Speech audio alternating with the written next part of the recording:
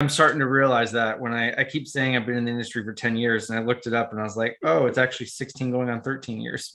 I mean, 16 going on 17 years. I started my first job 2002. That was literally my first job, and it was wiring the warehouses for RJ45. Yeah, back in the days, RJ45, I think Cat 3, Cat 4. I don't even know what the cables are. They tell me like, here's the punching machine, and you just go punch and wire. I like doing it. It's relaxing. Yeah, punch downs. It was very meditating. Yeah, your fingers are numb afterwards, but it was fun. Yeah. And then smart guys will come in with the really giant laptops and they'll configure switches. And I would be fascinated, like, yeah, these are the smart people. I like it. Yeah, eventually I worked for Cisco, and then I realized networking is my jam. I really like networking. Yeah, I do too. And yet I work for an endpoint company now, so. Yeah. All right, well, you know what? It's 9:06. Let's kick it off. Hello, everyone. Thank you for joining. My name is Victor Monga. I am pleased to welcome you today with Michael Wiley and Jaydeep. Mike will be the host and speaker and trainer and the legend, as the name says on this Zoom. Jay will be moderating all the sessions we have going on LinkedIn Live and all the other platforms we use, Twitch, YouTube, Twitter, you name it. The goal of this workshop and what we're trying to do here is that there's not open source, I guess, the free tool Wireshark. And what do you do with it? Network is one place where adversaries actually get into your network and get the data out. So using Wireshark and the pcaps, how you actually do threat hunting. So the workshop name is Hunting Evil with Wireshark. And with that, I'm going to pass it on to Mike. Welcome, everyone. Thank you. All right, we'll go ahead and get started. I'll introduce myself, and then we'll go into the legal disclaimers, the agenda, and have a fun 3 hours here together. Thanks, Victor. I'm Michael Wiley. I'm the Senior Manager of Overwatch Elite at CrowdStrike. Been there for just about a year. Prior to that, I was the Director of Cybersecurity Services for a top 100 accounting firm in the States here. And before that, I ran a boutique cybersecurity company in Los Angeles, was a DoD contractor, still do some courses for local community colleges, as well as I did some for some universities as well, built out some of their offensive and defensive courses, volunteer for the Marine Corps Cyber Auxiliary Unit, have a bunch of certifications that are probably expiring in the next couple of months here. Little legal disclaimer before we get started. There's a lot to this, but I just want to make everyone aware before we get everything out. Make sure that you understand that California, at least that's where I'm sitting, is a two-party consent state. So recording or eavesdropping on any confidential communication may be illegal. I say may because there's been a couple of different cases. One noteworthy case is that when Google takes its Street View cars back in the day, it was collecting SSIDs to triangulate where the cars were. It's more accurate than using GPS and quicker. But in doing so, if they went by someone's house, imagine your grandma and she's got an insecure network and there's no password, it's open to everyone. They were actually collecting packets. And so they got sued for wiretapping. And the plaintiffs actually won that case. And then, of course, Google went to an appellate court to try and overturn it. And they were able to overturn it. So one judge says yes, the other judge says no. When you're sniffing traffic, it is or is not illegal. So probably not, but could be, depends how you use it and who's aware of that. So I bring that up also because the first time I taught an InfoSec course at a local college about 5 years ago, student came back the following week after we did our Wireshark lab and said, hey, I went to work and I used Wireshark and collected all this traffic and stuff. And I felt like I was going to lose my job that week. But I let you know because you just want to be careful with how you use Wireshark, where you collect data, when you collect data, and make sure you consult with an attorney. I'm not an attorney. I just pretend to be one. And I find it interesting looking at case law, especially around information security. Also, if you install Wireshark for this workshop, which I hope you already have, If you take it outside the US, so you take a plane to, let's say, Germany. Germany is very restrictive with their cybersecurity laws and the tools that you can have even installed on your computer. And I don't want you to get in trouble. I doubt they would be searching everyone's computer for Wireshark when you come into the country, but just want to, again, double check exportation laws, make sure you're not taking information or software outside the US when you're not supposed to. And then whatever country you're in, know the hacking laws there as well. Just another disclaimer here, all the information provided in this course is for educational purposes only. Myself, Michael Wiley, my employer, and the host of this organization is not responsible for any misuse of the information. The opinions expressed are solely my own and do not express the views or opinions of my employer. I want to let you know also that the pcaps contain malware binaries. So when you download the material that I've asked you to download, it doesn't mean that there's ransomware sitting on your computer or it's immediately infected.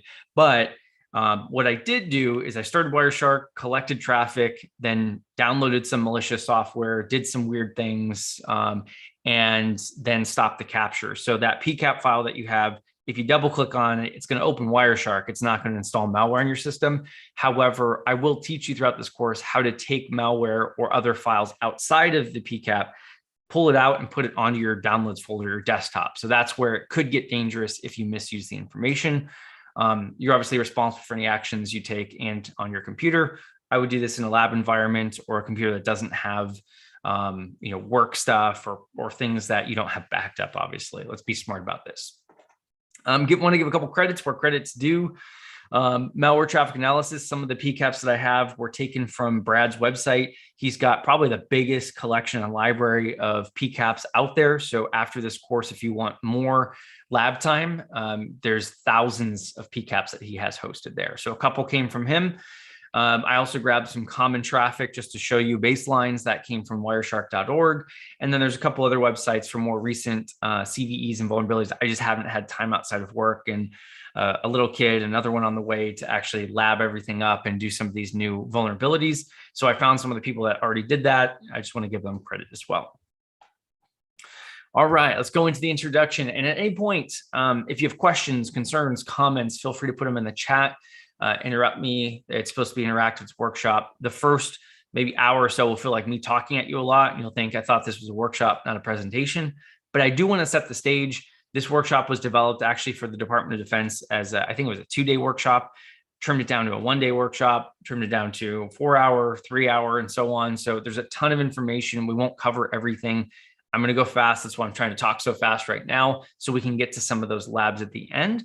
So I will skip over stuff, but of course, I didn't want to skip out on the information I was sharing. So the PDFs in the GitHub link, you should have just about everything. Might have added a slide or two since then, but you've got the longer version of this workshop, at least the 8-hour version.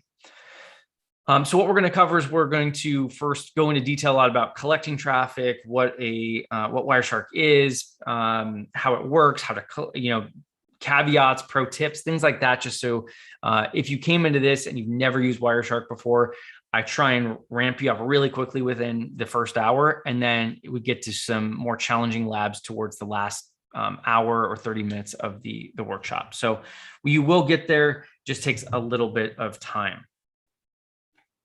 So we're going to learn how to collect network traffic. We're going to expand our Wireshark knowledge and skills, be able to configure custom Wireshark profiles for different use cases, add GeoIP information to Wireshark, quickly identify indicators of compromise within the pcaps I give you, hunt for malicious network traffic, and identify anomalous network traffic. I did put, if you are in the Zoom, there should be in the chat links to GitHub, and that again will have the old GeoIP databases. It'll have the profiles that I gave you that I like to use. It'll have the pcaps for the lab, and it'll have a PDF of the slides. So all that should be there. If you're not on Zoom, I believe it's being shared in the chat on whatever platform you're on. So what in the world is Wireshark? Maybe you signed up for this workshop, didn't know, but it sounded cool. Wireshark's the world's foremost widely used network protocol analyzer. There's a lot of debate in InfoSec about what a protocol analyzer is versus a sniffer and the features it must and must not have. Doesn't matter for the point of this course. Essentially, we are collecting and or analyzing packets that are traversing the network that we're looking at.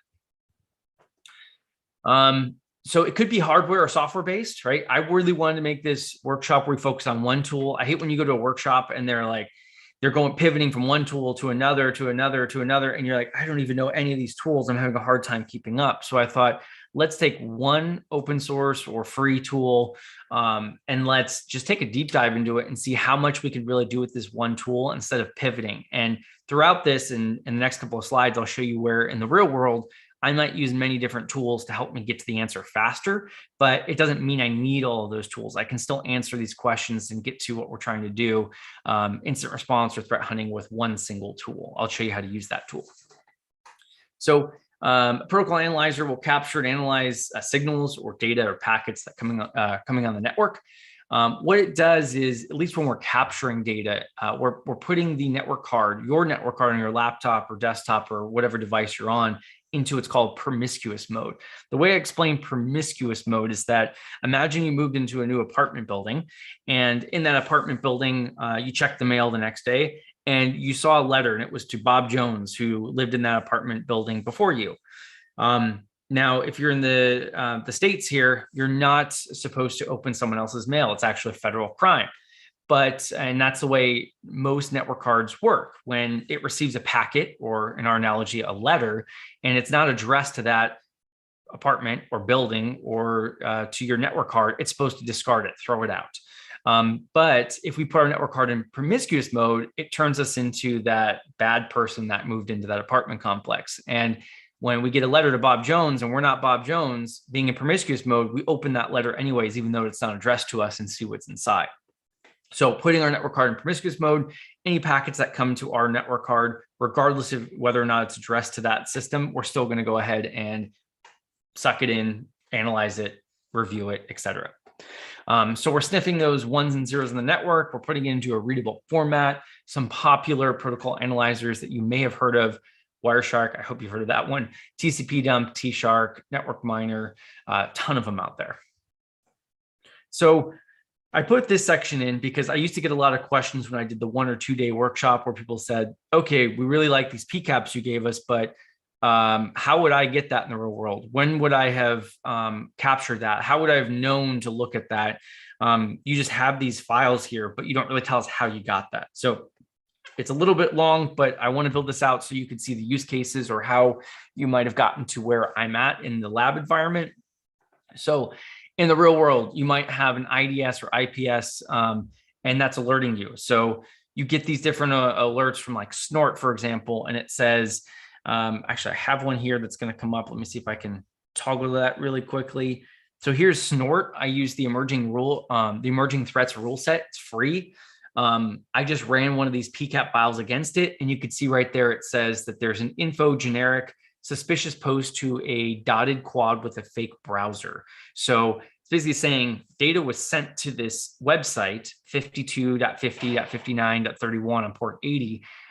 It wasn't a URL. It wasn't like facebook.com, youtube.com, instagram.com. No, it was an IP address. So data was posted.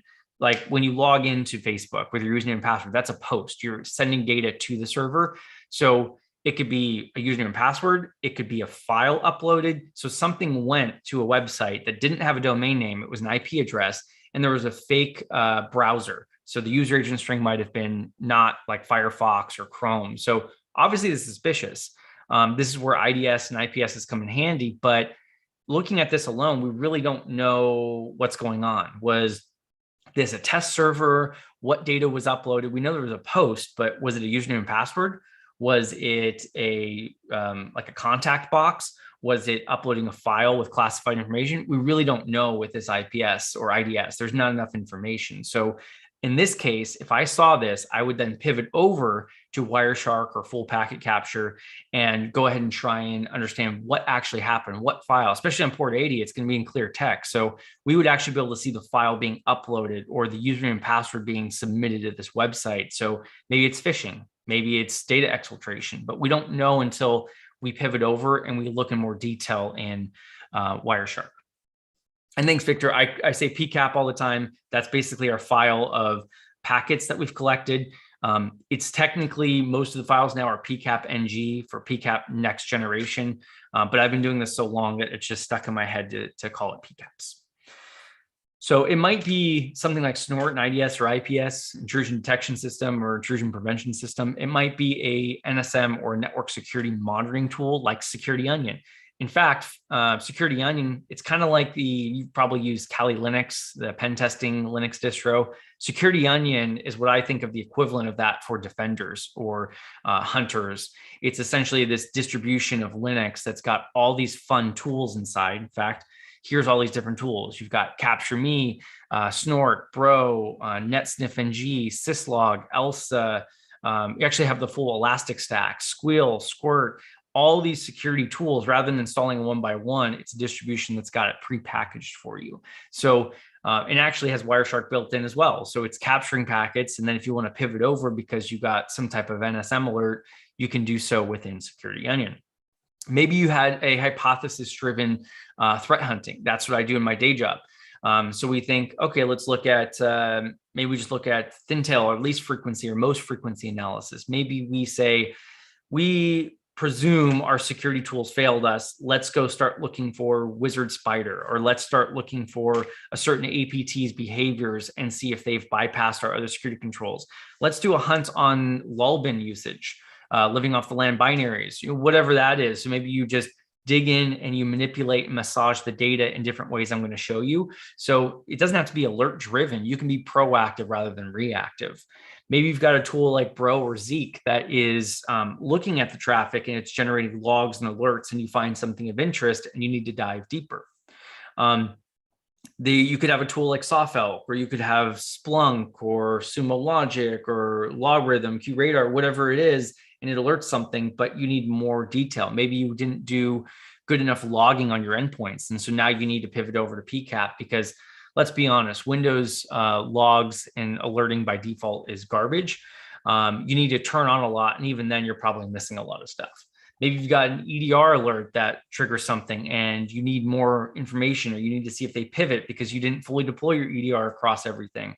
In my day job, we find so much stuff at our clients, and a lot of it's because they didn't install EDR across everything. Maybe it's because there was a sensor incompatibility with some legacy operating system, or it was an OTT or IoT device. Whatever it is, we often find hints that there's a compromise or an intrusion because they popped a box that was not protected by EDR, and then they're trying to laterally move over, and we start seeing that. And that's when we let them know, hey, you've got an intrusion on your hands here. Maybe there's a firewall log. There's so many different situations where this could have come up. And if you were doing full packet capture and you have those PCAP files, this is then I would pivot over. So I don't sit there. I'm not that much of a nerd where I'm watching packets fly by my network and I'm like, oh, that one looks interesting.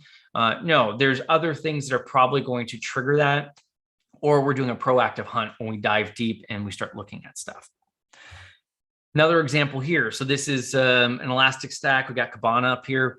And I just want to show you again why we need PCAP. And this might have alerted us. So maybe I'm looking at my Elastic Stack and I'm looking at there's a dashboard for top 10 total bytes by destination port. So if anyone sees what's in the red there, comment what you think that is. But I can see different ports being used: 4444, 445, 443, 80, so on and so forth.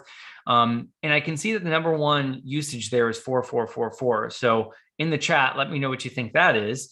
But even if I make an assumption of what I think that is, do we really know? There could be a possibility that a port's changed, some vendor used the wrong port. I don't see anyone in the chat commenting on that, but 4444 is the default port for Metasploit or Meterpreter reverse shell. So I could make the assumption that some script kiddie might have forgot to change the port for reverse shell, and that's what we're seeing there. So that's very concerning to me, but could it be some other tool? Could it be my developers created some program or software and used that port? Sure, we don't really know. In fact, and maybe Victor can pull this up, but there's a YouTube video at one of the SANS conferences. I think it's called like Threat Hunting on NetFlow or SFlow Data. I can't remember her name either who gave it, but it was one of the SANS summits. And she talks about using just statistical data like net flow or S flow, and how you can come to some conclusions. But there's definitely some things where you don't have the full picture. And so while net flow and S flow is far less resource intensive than PCAP, it is, she even talks about it. There's a situation where there was a ton of UDP traffic on, I think it was, I'm going to make it up, but it was, I think it was an LDAP port, and they thought that there was a denial of service attack going on. And in fact, it was just everyone logging in at the same time in the morning. So you can make some assumptions there, and you can make some I guess there could be some fallacies in that. And so again, it's great to look at it from a level like this and have you pivot over to things, but we can't just rely and assume that 4444 is Meterpreter or Metasploit, and we can't just assume we're under attack. Like, we need more information to really confirm that, and that's where PCAP comes in. Another example here, we've got Splunk. We're going to take a look at that egress time chart, and we can see there's a spike there. So as a security professional, you might take a look at that and say, that looks suspicious. You can make some assumptions there that egress, that early in the morning, or I guess that's an afternoon, there might be data exfiltration. Is it, or is it an upload? We don't really know just looking at this chart. So again, I would pivot over to PCAP, and I'd find out what was going on at that point in time. Another tool I like to use, or maybe you were just looking at samples and ranges of time using Bro or Zeek. So really easy to use tool once you have it installed. The installation part, it probably will make you lose some hair. And for a while, I think it was an apt-get, they let you do that, but then they went back to having to compile it. I haven't done it recently, but I was really happy when it was a package and you could download it that way rather than compiling Bro. So you can run Bro or Zeek with the -r flag. So any of the PCAP files that I give you in the lab, I recommend afterwards going and reading that, or using the R flag to read it. And what's going to happen is you can also use Bro or Zeek in real time, but this is just an example after the fact, taking a sample range of packets and running it against Bro. It's going to go ahead and create logs as the output once you do the Bro-R against the file. And these different log files essentially is pulling the metadata. So rather than having the big PCAP files of all your packets and megabytes or gigabytes worth of data, it's going to take that metadata and pop it into logs here: con log, DHCP log, DNS log, files log, HTTP logs, weird log, etc. And these logs are going to have, it's almost like a spreadsheet. It's going to have columns and rows of all the different data that it's extracted from that PCAP. Really, really useful tool for incident response or threat hunting. If we look at, let's say, the files.log file, it's got a ton of columns. So I recommend using Brocut. Brocut will let you chop up those the log files. And so the way I like to use the analogy is kind of like, imagine a giant spreadsheet with 30 or 50 columns and hundreds of rows. It'd be super annoying to scroll all the way to the right to find column ZZ, right? It's way too far off to the right. So using Brocut, you can hide some of the columns and only show column A, D, and F, for example, and then look at the data the way you want. So you can do Brocut, pick the columns you want. In this case, I think I did the file name, the file ID, source IP, destination IP, protocol, and the SMIME type or something like that. So if we look at that, you can easily find interesting things, and then again, pivot over, if we would have done the date range, to Wireshark to look at what's inside this. So we can see here the example at the top, a.png. It came from 50.63.125.1. It went to a system on my private network over HTTP. But wait a second, a.png is a executable? That doesn't make sense. So this is something highly suspicious that I want to pivot to. But Bro and Zeek, well, it was really easy to find this information because I could just get a list of all files that were transferred to and from my network. I don't really, I know a.png as a binary is suspicious, but I don't really know what the binary does. Look, I'm not even getting the header. I'm not getting imports, or I'm not able to do static analysis on this. So in this case, I take the date and time range, I pivot over to Wireshark. We know it's HTTP, so it's clear text protocol, and I look at what's going on there. So let's talk a little bit about collecting packets. I bring this up just because in the early days of doing this, I thought I was all that and I knew what I was doing and I made major mistakes. So I just want to go over a couple of basics with you, make sure we're on the same page, so you don't make the same mistakes I did. So a hub, probably rarely seen these days, but it works on layer 1. Anytime a packet goes from one system on your network to another one, like a packet or a letter going to Bob, it's going to go from your computer to the hub. The hub then says, cool, I'm going to send this to everyone. I've got 48 ports on this hub. I'm going to send it to all 48 systems on this that are connected to me. So the packet's going to go to Sally, Bob, and Jane, and everyone else on the network. As you can imagine, one packet now becomes 47 or 48 packets going to everyone. It's causing congestion. If someone's using promiscuous mode, obviously they can sniff the traffic if it's not meant for them. Bunch of problems with this. So we moved in our maturity to switches a long time ago. The difference is that switches work on layer 2 of the OSI model. They have a CAM table, which determines where to send those packets. So rather than the entire hub being a giant collision domain where packets are just flying across chaotically, a packet will come in. It will look at the MAC address on layer 2 and it'll say, where is this supposed to go? Got it. I'm trying to send a packet to the MAC address 111:1111:1111. I'm looking at my CAM table there, and I know that that is port F0 to get to PCA. So rather than sending the packet to everyone on this network, I am going to send it out port F0, and that packet will go to that system. Now, I made major mistakes with this in the beginning. I had a client with a problem. I ran Wireshark, plugging it into one of their switch stacks. And I was like, I got your problem. You have way too much broadcast traffic on this network. This is unusual. You need to start worrying about this.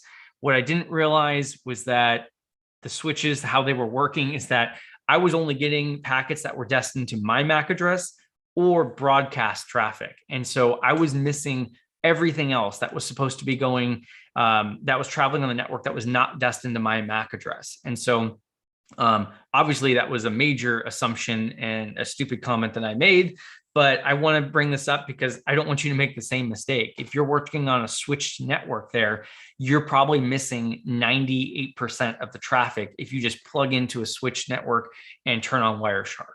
So you need to think about that, and there's plenty of ways I'm going to show you here how we can combat that.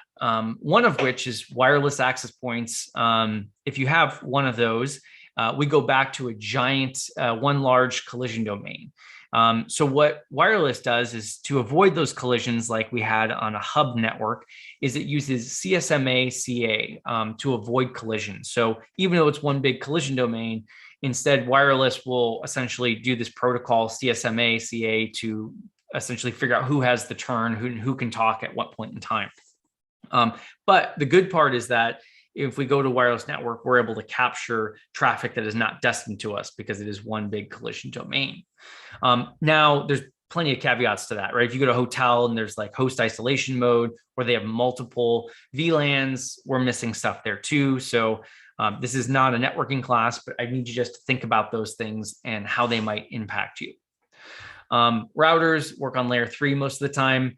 Some switches can also work on layer 3, again, outside the scope of what we're trying to talk about here. Okay, now you might say, well, I've got a switch network. I want to capture some of these packets. What can I do? I don't want to make the same mistake you made and just capture broadcast traffic and unicast traffic headed to your device. Well, you could insert a hub, but depends on where you insert that hub. You may still be missing traffic. You could use different things like ARP poisoning, which I don't recommend because ARP poisoning may cause your network to collapse essentially for a short period of time. You could use an inline tap, which is probably one of the preferred methods, or if you have access to the switch stack, you could put your switches in a span or mirror mode. And a lot of firewalls these days also have the ability to capture a small amount of data. There's typically a buffer ring though, and you will run out of storage on that firewall very quickly. So like sonic walls and stuff, you can also, when that buffer ring fills up, you can ship off those pcap files to a FTP server or SMB server for larger storage. So these are different ways that you might be able to capture traffic if you do have a switched environment, which probably all of us do, except for maybe our home routers. So what we can do here is at the bottom, you could build your own tap. So I'll show you where we can put these things, but essentially you can show off and there's diagrams online you can find, but if you have a couple of jacks laying around and a Cat5 or Cat6 cable, you could actually build a tap. And essentially you put one cable in there to the modem, another cable goes to the router. So you're basically intercepting that connection that normally would go from a Cat6 cable or Cat5 cable from the modem to router. So we're putting this between that. And then the tap 1 or tap 2 would plug into our laptop or our computer, and that's where we could start intercepting traffic there. There's a couple other options there. The top right one that you can find on Hacker Warehouse for about $45, $50. One version you can solder on your own circuits for $5 less. I don't know why anyone would decide to do that and possibly wreck a $50 device just because they wanted to save $5 and solder it on themselves. But you spend about $50 and you get one of those. There's no power required. It is limited to 100 megabits per second. So there is a bit of throttling there. If you're working on let's say a gigabit circuit, obviously you're going to reduce that down to 10% of its capacity. So you might make some people angry when you drop the circuit down from gig speeds down to 100 megabits per second. The other one here, top leftish or middle left, I guess, is I think it's called the Packet Squirrel. You can find it on Hack5, their website. And this one does require power. But the cool thing about this one is that there's a little switch on the left side there. And so you can have it in capture mode. So the moment it gets power, it starts creating pcap files for you and it splits it into small little chunks.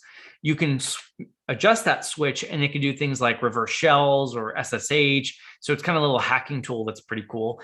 And you can power it with a cell phone battery charger. So one of those little chargers you take on like a trip and it's got a battery pack. You can use one of those and then a little tiny thumb drive, and it's going to store everything there. So in places where you need to automatically start capturing, I used to use this for a pen test a lot because the top right one or the mid right one, you need a laptop, obviously. And it's kind of suspicious if you walk into a bank with a laptop and plug that in.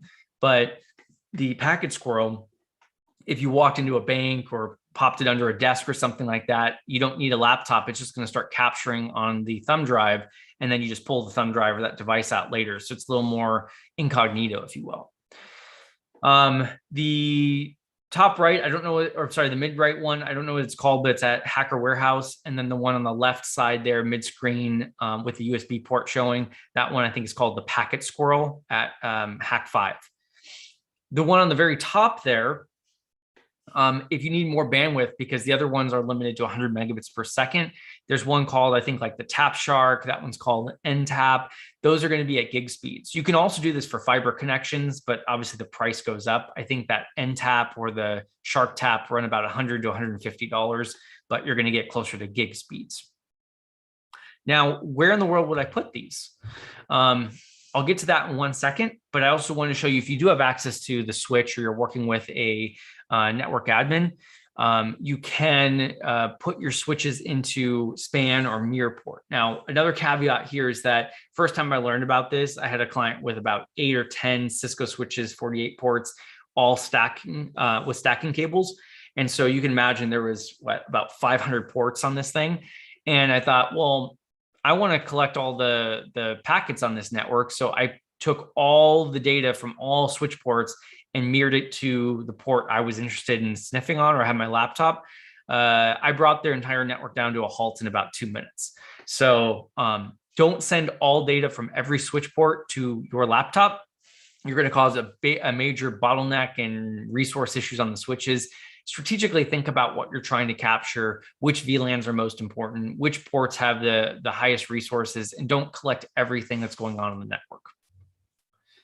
So you're going to have blind spots when you do this, unless you have an entire hub network or it's very small. You are going to have blind spots. You just need to think about what you're prioritizing, what you want to capture, and what you're okay missing. So if I were to put that network tap here, either in front or behind the router, I am capturing traffic in and out of my network, ingress and egress traffic. Now, I am missing computer to computer talk, server to computer talk. So if there was someone already on my network and they were pivoting over from computer A to computer B and doing brute force attacks on my domain controller, I'd probably miss that. I might be able to see some of the command and control going in and out of the network, but I would be missing those mass RDP failed login attempts there because we're looking at ingress and egress traffic, not lateral traffic. If we were to move that tap over to connect it, the network connection to the server, I would see requests to print. I would see computers talking to the server, authenticating if it's a domain controller.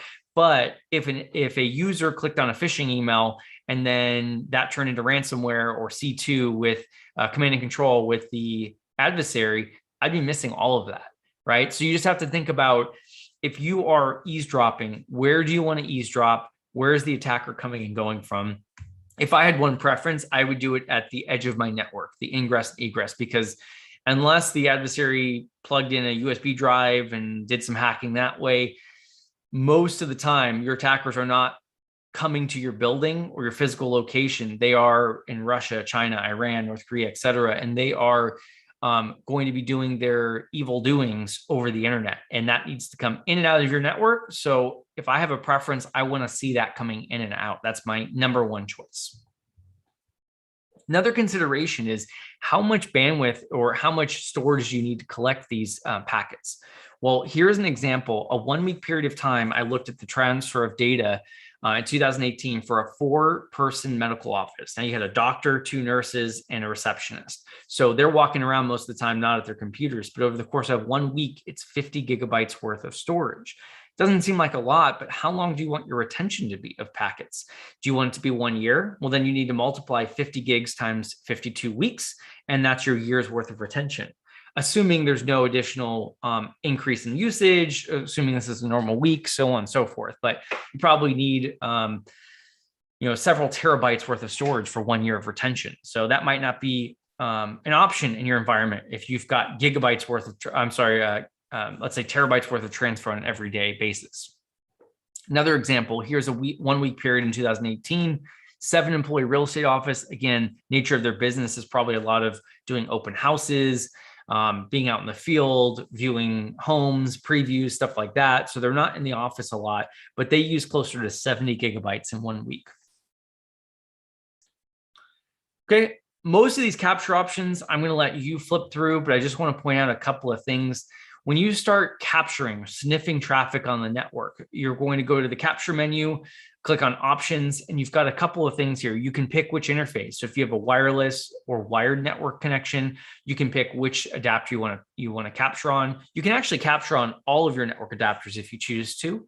And you can see there in the number 2, you're enabling promiscuous mode on all interfaces. That's checked by default, but you can see what I was talking about earlier, where it's sniffing and collecting traffic, even if it's not destined to that device.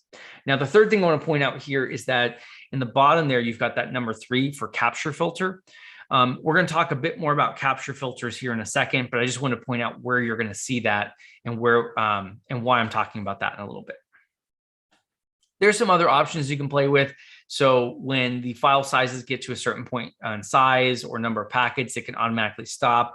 Rarely use that, but a couple situations I have where I want to collect pcaps or packets an hour after I leave work. I don't want to sit there for an extra hour from 6 to 7 p.m. I just want it to run for an hour or a certain period of time, and I'll come back and look at it the next day. So you can use those options. And the other thing I do is I disable name resolution for MAC address, network, and transport names. The reason I disable that is that if you keep those checked, what's going to happen is if you're collecting packets in an incident response situation, you want to remove all the noise and get to the evil stuff as quick as you can. But if those buttons are checked here in the capture options, if I see a IP address, my computer then or Wireshark is going to go out and do a DNS lookup for that IP address to try and do a reverse lookup. So that's then going to create a DNS query and a DNS reply. So by collecting one packet, I now have 3 packets associated with that. So I'm basically causing noise unnecessarily. I can do the DNS lookups later. I can do the MAC lookups later. I don't want to cause more noise when I'm trying to collect things and filter out the noise. Here's what we're going to talk about, some of those filters. So there's two different types of filters in Wireshark. An important distinction here. There's capture filters, which we talked about, and then there's display filters. Now, capture filters are, imagine before you start collecting things, you're defining what you want to collect or what you do not want to collect.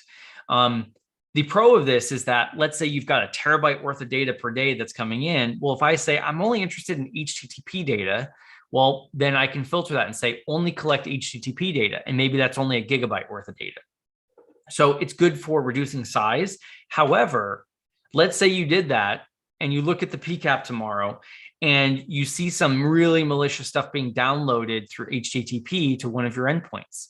Well, you might say, well, now I want to pivot over and see, was there lateral movement? Did they then use SMB to try and transfer ransomware to another system? Did they try brute forcing over RDP? I don't know. All you collected was HTTP. So now you've got major blinders on. You can't go back in time and recollect SMB and RDP traffic. You only collected HTTP for that time period. So you limited yourself in that situation. So it may be dangerous to do so. With display filters, you're collecting everything, but then you're basically doing smaller views. So imagine again in Excel, rather than deleting things or only looking at one column, you're hiding columns, you're filtering things. The data is still in that spreadsheet or that Excel file, but you're just minimizing what you're looking at any given point in time. The capture filters use what's called Berkeley packet filter, or BPF syntax. It is different than the display filters. I point that out because you'll probably drive yourself crazy like I do trying to use display filter syntax in the packet filter syntax or capture filter syntax, and you'll mess yourself up. So I just wanted to show you a quick example here of how they're different.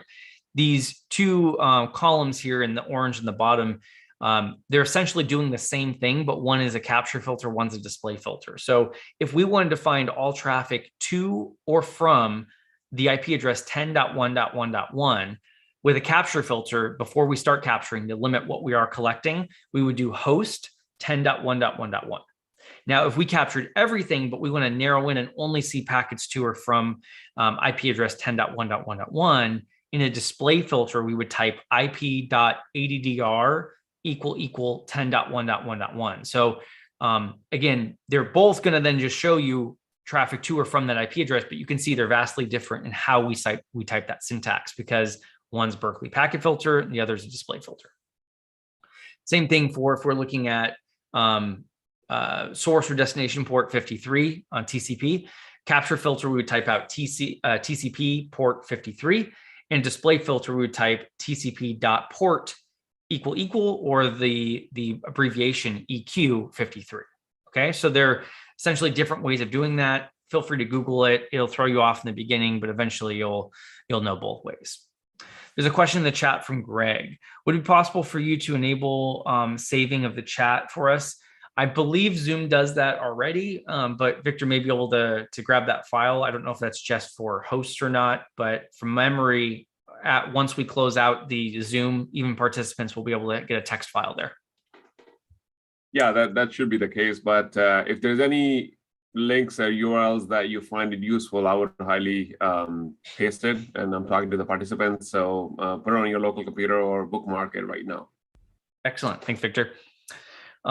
Don't need to know what these are or how they work, but I just wanted to show you as an example how intense or advanced you could get with these capture filters. So a couple use cases, and I know these are a bit old, but let's say you were worried about the newest 0-day, in this case, when I wrote this, Heartbleed, and you said, I want to just basically capture pcaps if this event happened, if there's the blaster worm in my environment, if there's Heartbleed, but I don't want to capture everything because I don't have 50 terabytes worth of storage to capture all my packets. So you could do a capture filter and only collect data if and when there's Heartbleed exploits attempted within your environment. So it's pretty cool the way you can use capture filters. I'm going to skip over these, but there's a couple different examples of display filters you could use. You could even search through the ASCII text of unencrypted data. You could filter out noise by removing things like ARP, DNS, ICMP, stuff like that. You could use, you could collect or display multiple different protocols like SMB, NBNS, etc. So many different things you could search or see traffic to or from CIDRs or just certain IP addresses. a lot of different capabilities or options with these display filters. Where are these display filters? If you open up Wireshark in the top, just below all the buttons in the nav bar, you're going to see apply display filter. This is where you're going to type those out. Now, there's a couple of different color codings that I'll fill you in on here. If you see red, it means you have an incorrect syntax. So you can see TCP.port equal 80.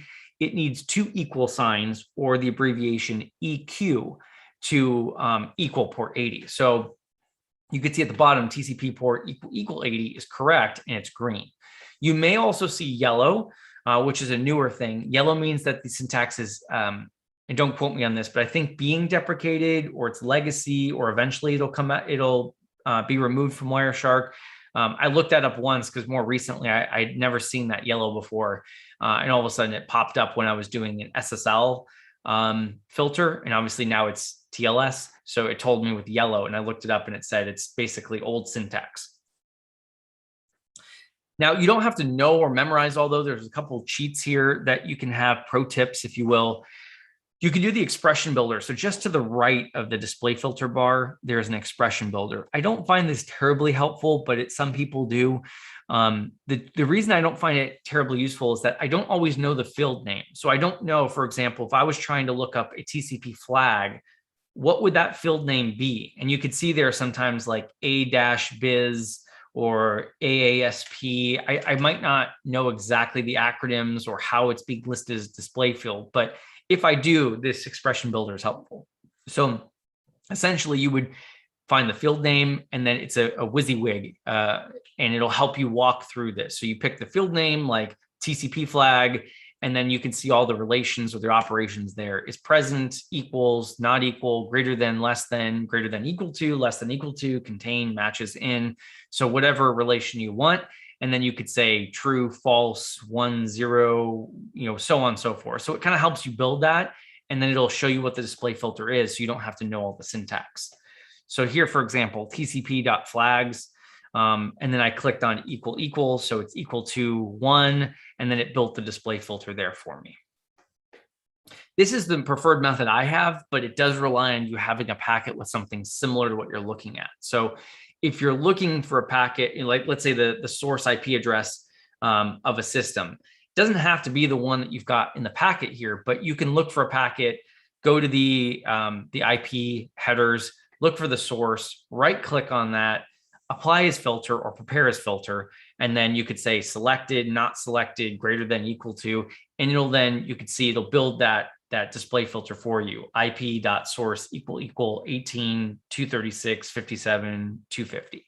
Obviously, you could change that. If you're looking for the IP address of 1.1.1.1, just change the IP address, but at least it helps you build the display filter, in my opinion, in a much faster method, so long as you can find a packet that looks similar to what you're trying to build.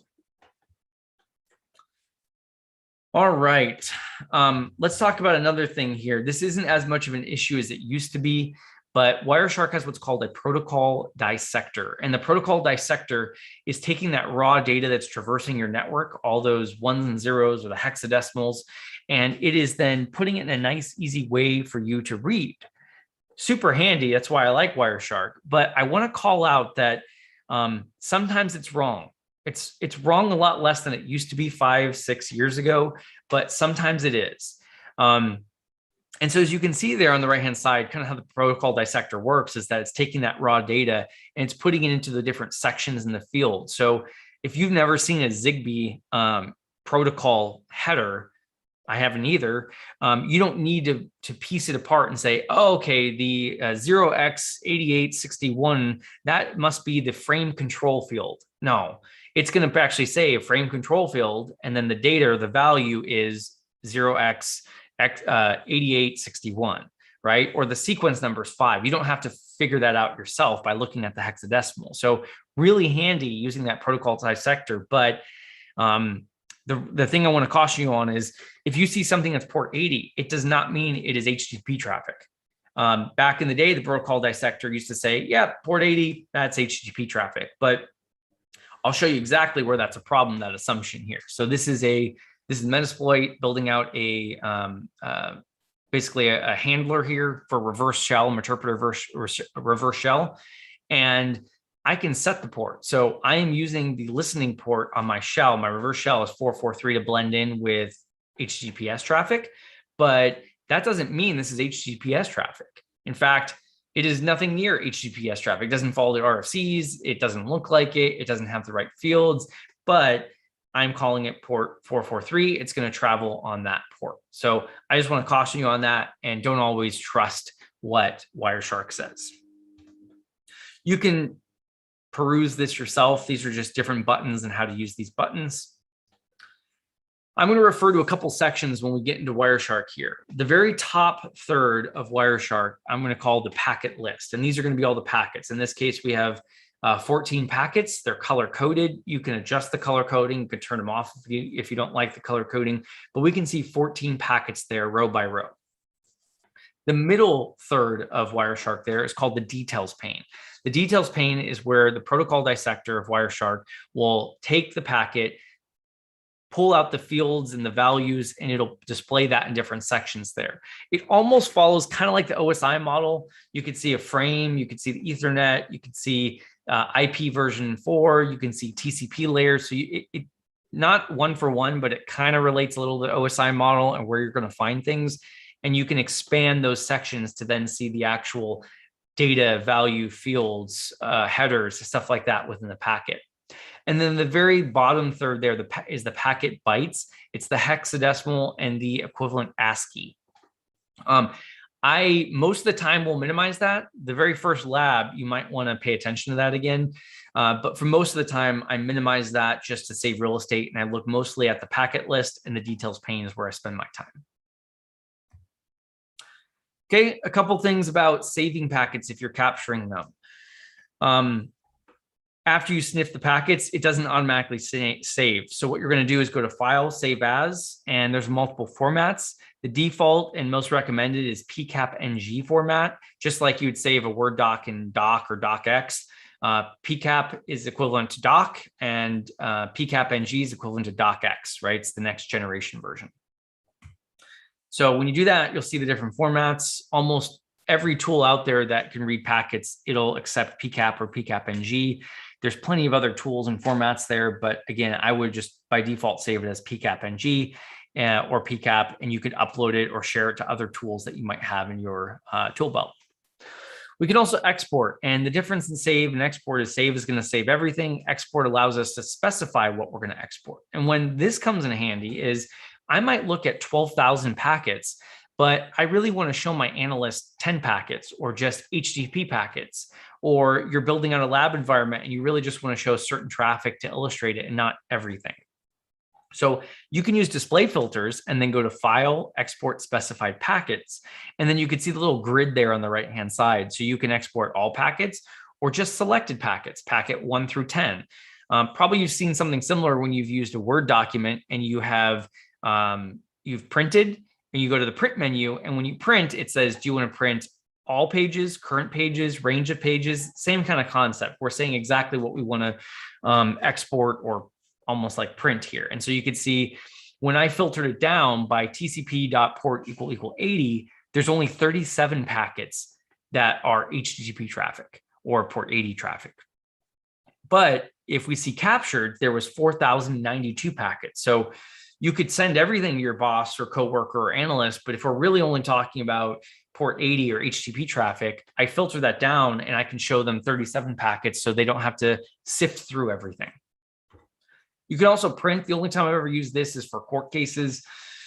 You may want to print out packets, and for a deposition or court or a forensic hearing or whatever that is, add that to your forensic case. So in this case, you can print them. I will warn you, this will kill an entire forest. So use it sparingly, and definitely think about maybe ranges or putting a display filter rather than printing out all 4,092 packets. It's going to be crazy. Okay, so pay attention, get your coffee, make sure that you're awake for this part. This is the part where it can get dangerous.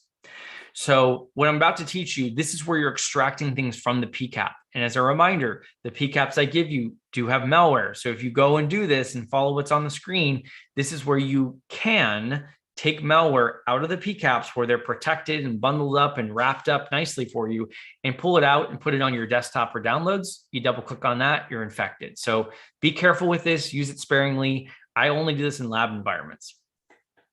So we click on File, Export Object, and we can pick from only a couple protocols like HTTP, SMB, TFTP. But if those protocols happen in this packet capture, I can then extract those objects out. I could extract pictures, web pages, binaries, you name it, whatever's traversed those protocols, I can pull that and extract it out, put it on disk, and then do static analysis on those files. Here's an example. I sometimes do this, even if I'm not in a lab environment, I will look at what files I could extract, but I won't save them, because if I save them, they're going to disk.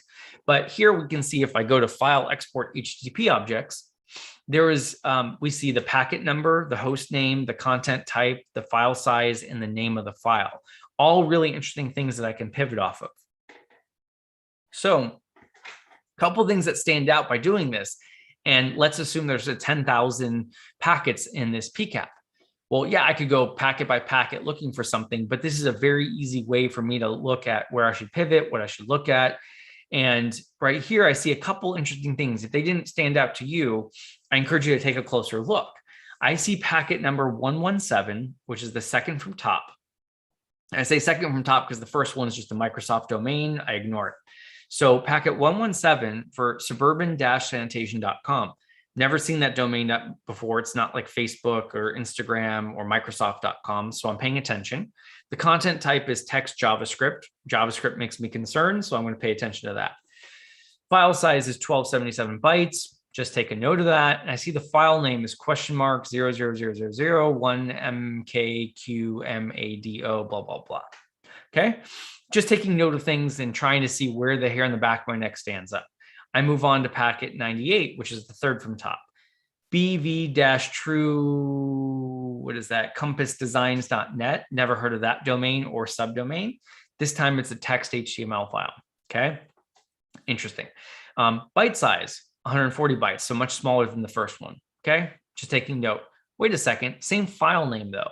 So within close proximity, about 20 packets separating them, I see the file name happened twice. And it's not like update.exe or something like that. This is it almost looks like a randomly generated name. The chances of that long, unique name being on two different domains, incredibly rare. So that makes me think that they're somewhat related. Now, if I look down again, packet 107, Grand Rapids nonprofit.com, TXT HTML file. This time it's a much bigger file, same file name though. So 3 file names all happen within about 10 packets of each other. So I start thinking, well, this could be a heartbeat. It could be C2. It could be commands. I'm not really sure, but it's the same file name, 3 unique domains I've never heard of before. One's a JavaScript, 2 are HTML files. I'm suspicious, right? So I may want to extract these and actually look what they are. I don't need to extract them per se. I could just go back to the packet list and I want to start investigating, starting on packet 98, going to packet 117, and I'm going to do some more analysis there. Okay. But I keep looking, and now I see a packet 2158 around there, the 2000s and the 3000 range. Something else stands out to me here. I see the host name 5250 5931 happening there 3 times in a row. It's text HTML, all the same file size, 185 bytes. There is no file name. It's just the root directory. This is suspicious because who goes to, how many websites do you go to by IP address versus the actual domain name? So anytime I see an IP address with HTTP traffic or SSH traffic or RDP traffic, not necessarily RDP traffic, but other things like that, it makes me suspicious, especially when it's an end user protocol like HTTP. So I want to look at those too, right? So these are just, again, we don't need to extract it or actually put it on disk because it could be malware, but just looking at this, I now want to start narrowing down on packet 98 through 117. And I also want to start looking at packet 2158 through probably the mid 3000 range. And I'm going to start looking at what's going on there. So if I were to extract one of those, this is the process of what it looked like. File, export objects, click on HTTP, and then you'll see the list like we just saw. And then if I click save, that's where you see here object.html. I can put it on my downloads folder. The cool thing about this is not just for malware or pictures or things like that, but if there's actual web pages, we could see what the user saw. So this is back in the day when ISSA Ventura chapter, they didn't use HTTPS. So I went to the website, started Wireshark and captured that and wanted to see what I would get on disk. Now, some of the formatting's messed up because we didn't get the CSS file, style sheets and stuff like that, but I was able to actually get the content of what the user saw when they went to that website. So we can see what the user sees. Imagine this in a forensic situation. It's pretty cool. So we're going to dive into Wireshark profiles, but I want everyone to take a 5-minute break here since I've been talking my head off. So I'm in Pacific time. I'll give everyone till 10:10 Pacific time. So 5 minutes from now, and then we will continue with Wireshark profiles. If you have any questions, put them in the chat. I'm going to step away for a second to grab some water, but I'll answer any questions in chat when I return. All good, Mike. Thank you.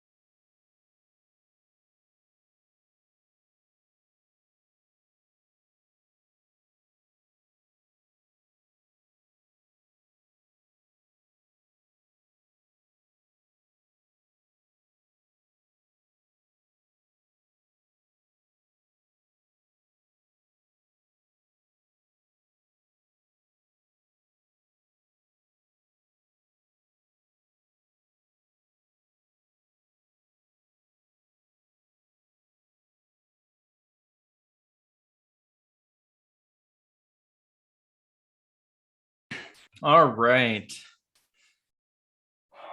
See a couple questions here. How long? I think the question is, how long is this question going to go for? How long is this session going to go for? So, I believe it's 3 hour session. Is that right, Victor? Yeah, until 12. Yeah, I responded already. And Oh, okay. yep. And about recorded, no, it is not recorded. It's on purpose. People who are here and watching it live, we really want them to experience this. It's not going to be recorded. It's, yeah. I just see another question. I'm just another participant here. Thank you, local CSA chapter. Well, welcome, CSA member. We appreciate it. And a lot of love, Mike, for you. I think people are really enjoying it. Excellent. Awesome. Let me see what else we have here. And there's a question actually in Q&A. Using Win PCAP, can we also examine the malware packets? Win PCAP the tool? Yeah, I was confused. Yeah, not sure if we are looking at the right thing, but I don't think so. You can use Win PCAP to actually examine the malware packets because you're going to need to open it in a packet decoder. So, yeah, I don't have as much experience with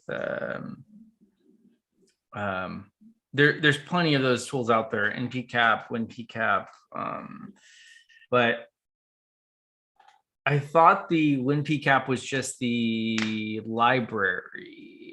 I don't know. I don't want to speak incorrectly on that with my lack of knowledge. yeah, that's all right. I think Google is our friend. Yeah. So we ask that question. Please look it up and even tell us if you find the right answer. Yeah, and there's I mean, we talked about T-Shark and there's plenty of tools out there for capturing and or analyzing packets, and they all have their pros and cons. I think Wireshark's the most verbose and has the most tool sets for someone in InfoSec. There's TCP dump I much prefer for capturing packets, especially on a slower computer. Wireshark many times has froze or crashed the GUI, and it's not, the data is not saved. It's in a buffer until you do file save as. So I've lost significant data by running Wireshark too long and filling up a buffer that couldn't save. So that for that regard, TCP dump is a command line tool, runs on Linux, is incredibly efficient and good at capturing. But as you can imagine, looking at packets in the command line is not fun. So in that regard, I prefer to look at it in Wireshark. So there's different tools in the real world. If I had anything I wanted, I would do things very different. I would start with TCP dump, capture, or even use a packet broker. And then I would move to other things like Bro, Zeek, other tools to give me pointers of where I should look. There's so many depends on the situation or what I'm trying to focus on. Yeah. So, but again, the focus is this is just Wireshark. So someone who's new to InfoSec, new to network, new to packets, you're not pivoting and we're not collecting on TCP dump. And I'm trying to teach you flags and methodology around that and dependencies, and then move to another tool and then learn that one. It's just, let's focus on one tool for the sake of this. Real world, obviously, as I mentioned in the very first slides, you'd use different tools probably to collect. I wouldn't have Wireshark running on the edge of a large network 24/7 and doing captures to the local hard drive of that. We would use like Security Onion or other tools to do that. I don't want to name a bunch of brands, but yeah, I would do things very different. This again is smaller network, just show you, kind of bootstrap it. If you're coming into a situation, let's say there's an incident and you didn't have time to go set up Security Onion, download it, install it, set up all the network cards, span port, mirror port. It's like pull out your $50 tab, plug it in, run it for an hour, analyze the data, and it's a very like quick, urgent kind of ambulance type thing, or a triage rather than this is what I wouldn't have my MacBook running 24/7 on the edge of a network. All right, let's talk about some Wireshark profiles. Probably one of my favorite things of Wireshark. Again, it's something when I was early on this, I was dumb and didn't realize this happened, but profiles within Wireshark contain customized preferences. So coloring rules, columns, unique interesting fields, buttons, font sizes, you name it. However you want to tweak and modify Wireshark to your interest, it can be captured in a profile, and you can have multiple profiles. I have profiles for different protocols, different use cases. So for example, I've got one for SMB traffic, one for malware analysis, one for HTTP traffic, one for HTTPS traffic, so on and so forth. Now, the profiles.zip file that I provided to you are many different profiles that I've created for different use cases. You'll even see an SMB-print nightmare profile. So a profile I built just for looking at the vulnerability of print nightmare. But it's very specific. So it could be broad, narrow. It's all up to you and how you want to use it. Now, if you look at Wireshark in the bottom right corner, it's going to say profile default, most likely. If you click on that, you'll have a couple like classic, Bluetooth, default, and you're limited there. Now we're going to walk through the first lab here is creating a profile for you. But I spent hours and hours building out my own profiles, and I put that in profiles.zip, and I'll show you how to import that. So you can take all the profiles that I had for some of the harder labs, and you don't need to build them from scratch. So to create a profile, what we're going to do is we're going to go to Wireshark. We're going to go to Edit, Configuration Profiles, and you'll see that default, classic, Bluetooth. Click the plus button, and then we're going to create a new profile in the lab. And so we can give it whatever name we want. By default, the columns of a new profile are going to be packet number, timestamp, source IP, destination IP, protocol, packet length, and information. I don't like this for a couple of reasons. One, the timestamp starts from the very start of the capture. So your first packet number 1 is going to be 0.00000. Okay, was that 2018? Was that 2020, 2021, yesterday, today? I have no idea. So from an incident response perspective, it's basically useless. Source and destination, it's IP, but it's not very specific in the column names. Protocol, that's what the dissector thinks the protocol is. Is it actually the protocol? I don't know. I don't want it telling me what it thinks it is and possibly throwing my analysis off. I rather look at the port numbers. Packet length. Very few situations I actually care about the packet length. Most of the time I care about the actual details, not the metadata. So that's just a starting point. There's obviously a ton of things like when I talk about HTTP traffic, I want to know the user agent string. I want to know the host name. I want to know the request type, the method. There's so much thing about each protocol that I want as a column that it's not giving me by default. So we can add and remove columns by going to Edit, Preferences. And obviously, we want to make sure we're in the new profile and not the default profile because we'll be changing the default settings. And the moment you change a setting, font size, color, whatever it is in Wireshark, like that, it's saved. You don't need to go press File, Save, or anything like that. So we go to Edit, Preferences. Under Appearance, we go to Columns. And this is where we can add, remove, change columns. I'll show you a shortcut after this that's a little bit easier, but I want to walk you through the manual hard way first, and then we go to shortcuts. So what we're going to do is we're going to create a new column, source and destination port. So we give it a title or a name, and then we select the type as source port unresolved or destination port unresolved. Unresolved because, again, I don't want it telling me what it thinks it is. I want the raw port number. Now, I don't know if you noticed this, but it drives me crazy there that it goes to the right, it right aligns, especially when I move that source port between source IP and destination IP. It's hard to tell the source port from the destination IP address because you can see there one's left aligned, the other's right aligned. And for me, it just drives me crazy. So it's a feature, not a bug, Mike. Yeah, I guess so. I did find a workaround for this that I'll show you in a second. Again, a pro tip, but if you right click on the column, you can do a left align, and then your OCD goes away and it's all left justified, which is nice. Then we go up to View, and then we click on, and I don't know if this zoom, I'm going to move this zoom window because it is driving me crazy. We go to View, Time Display Format, and then we change the format from seconds since beginning of capture. We go down there to UTC date and time of day, and that's going to give us the year, month, day, hour, minute, second. Now, once you click that, the menu will disappear. But the other thing that annoys me is that, as you can see there in that first red box, is that it goes to, I think, millisecond or nanosecond. So it's going to be hour, minute, second, and then 1, 2, 3, 6 placeholders for like the nanosecond or whatever it is. And I'm very limited on screen real estate when I have all these columns. So I want to change that to seconds. So we go back to view, time display format, seconds, rather than nanoseconds or whatever it's trying to do. I'm going to show you now. So when you create a profile, where it's going to be saved. So if you're in Windows, you're going to go to Help, About Wireshark. If you're in a Mac, you're going to click on Wireshark and then About, I think. I'll show you in a demo on my Mac as well.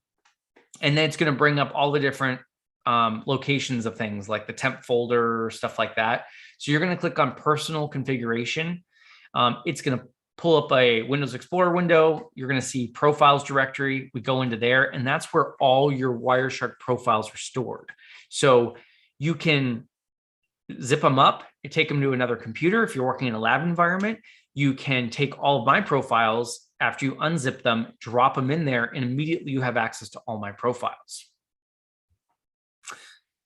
So a couple of tips about this. One, changing profiles are automatically saved. What I like to do is also, once I have like the basic template of what I want all set up, so the time and display format, the font size, the colors, the source and destination port numbers, I've removed the protocols column, like kind of like my baseline template. I then actually call that my template profile. And then I copy and paste that from that directory I showed you. And then I create my new profiles that way. So I don't have to start from scratch every single time I create a new profile. Another pro tip is that rather than going through all those settings, an easier shortcut way of applying a column is, again, if you have a pcap open, a file open in Wireshark, you can right click on any column you want and apply it as a column. So it's much quicker than going into all the settings and trying to find what you're looking for. So here's your lab. The first one, I'm going to walk you through it so that way you see how I do it. I'll give you a few minutes to do it yourself. We're going to open up the labs directory. So if you have not extracted labs.zip, please do so now with 7-zip or whatever tool you have. You're going to look for the Wireshark-workshop-setup.pcapng. Open that up in Wireshark. And then what you're going to do is go to or create a new profile called template. We are going to then remove the length and protocol columns. We are then going to add the source and destination port, and we're going to change the time and display to seconds and UTC time. Okay, so I will go ahead and pull up the right file, and you can see the Wireshark window, right?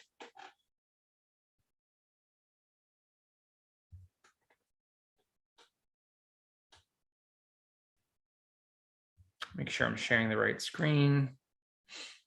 Yep, I should be sharing the desktop. Okay, and I see a couple of questions, so I'll get to those in just a second. So I minimize here the bytes pane. I just don't like that piece, but first I'm going to create that new profile. So I'm going to go to Edit Configuration Profiles. And you can see all my profiles here that I have. So I'm going to create a new one here called template-CSA-LA. And you can see as soon as I do that, at the bottom right corner here, it changed. Okay. And so real quick, before I go into that, you see the font is small again, versus if I go back to default, the font size got bigger. So the moment, if I go back to my template, CSA-LA, if I press Command plus on my Mac, how it gets bigger. I don't press save or anything like that. But now if I move to another one and I come back to templates, you're going to see the font size remains big. Okay, same thing. If I minimize this, I move over back to Bluetooth. You can even see like the display and the setup's different. I'm going to go back to my templates again. Oops, sorry. Wrong template. Okay, it still has the minimized bytes pane here. So whatever changes you made are instantly saved there, which is nice.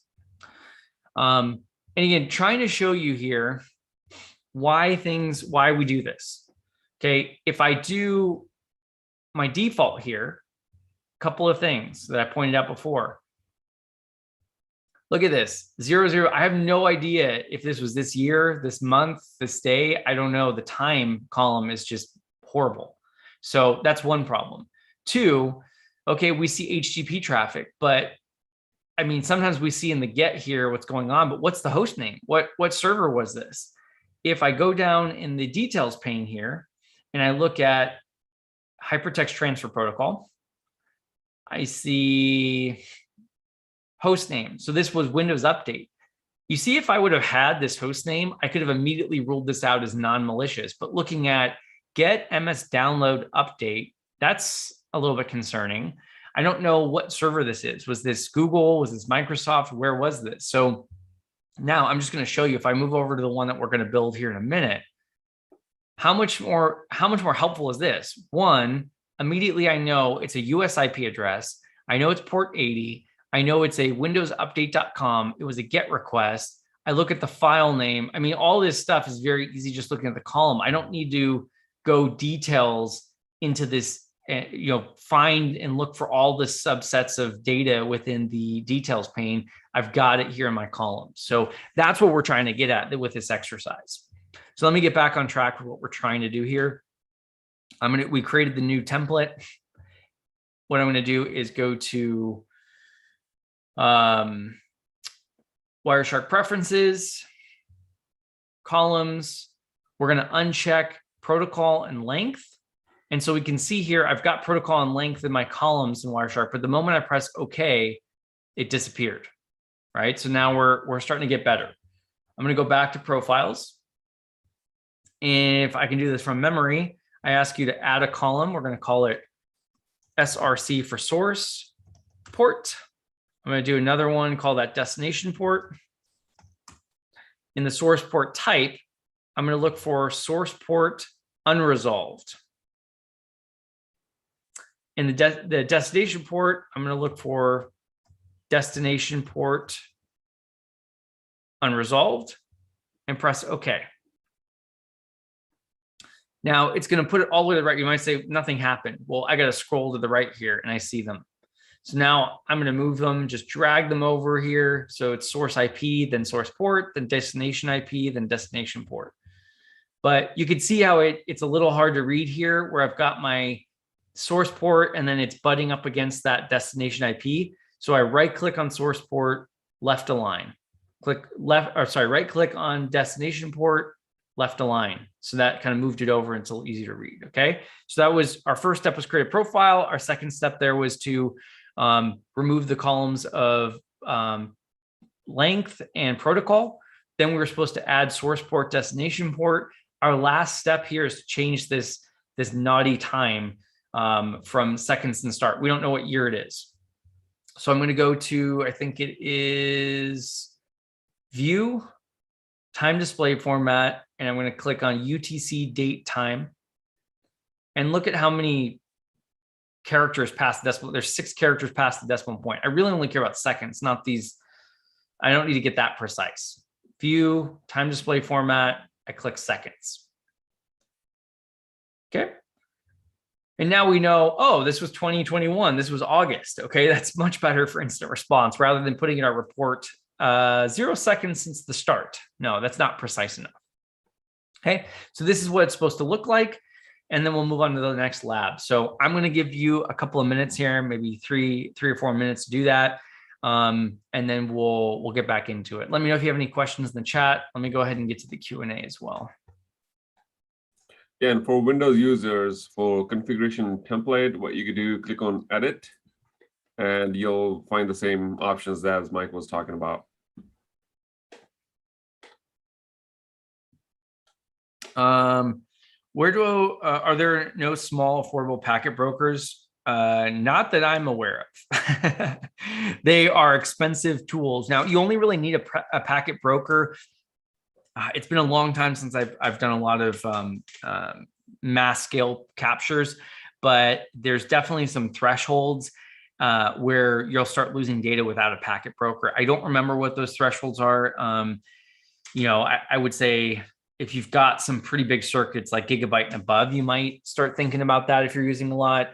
And probably, I think Gigamon's probably one of the best ones out there. But yeah, I mean, you're probably, again, I'm throwing out a wild number. It's been a while since I looked, but probably around like $7,000 or $10,000 for a packet broker. They're not cheap. Where can I download labs.zip? There should be. I can repost it. Okay, I just did choose. There you go, Jeff.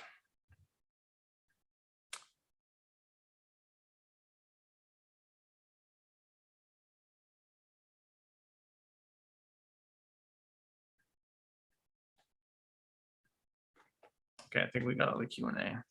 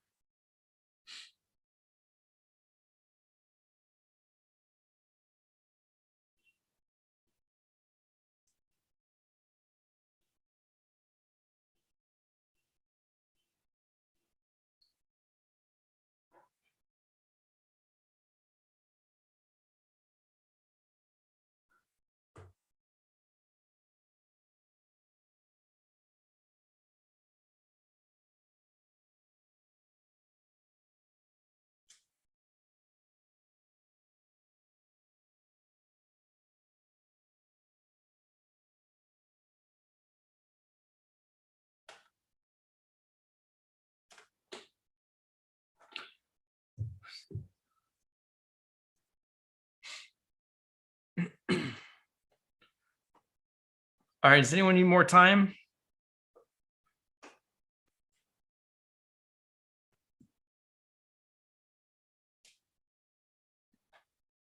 I think we're good to go. Let's do it. All right. All right, so the next task we're gonna have here is build a protocol-specific column.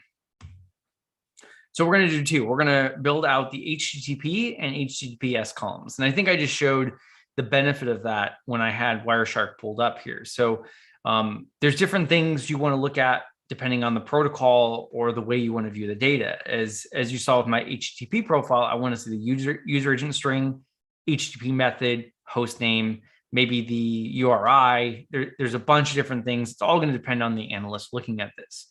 With HTTPS, certificate name, right? But if I had a columns, all the columns I could ever want for any protocol, you'd be scrolling right forever, right? If you're looking at an HTTP packet, there's not going to be a certificate name. And likewise, if you're looking at HTTPS traffic, it's encrypted. You're not going to see a user agent string, HTTP method, or host name. So we're going to create these different profiles and quickly toggle back and forth depending on what protocol we're looking at or how we want to view the data.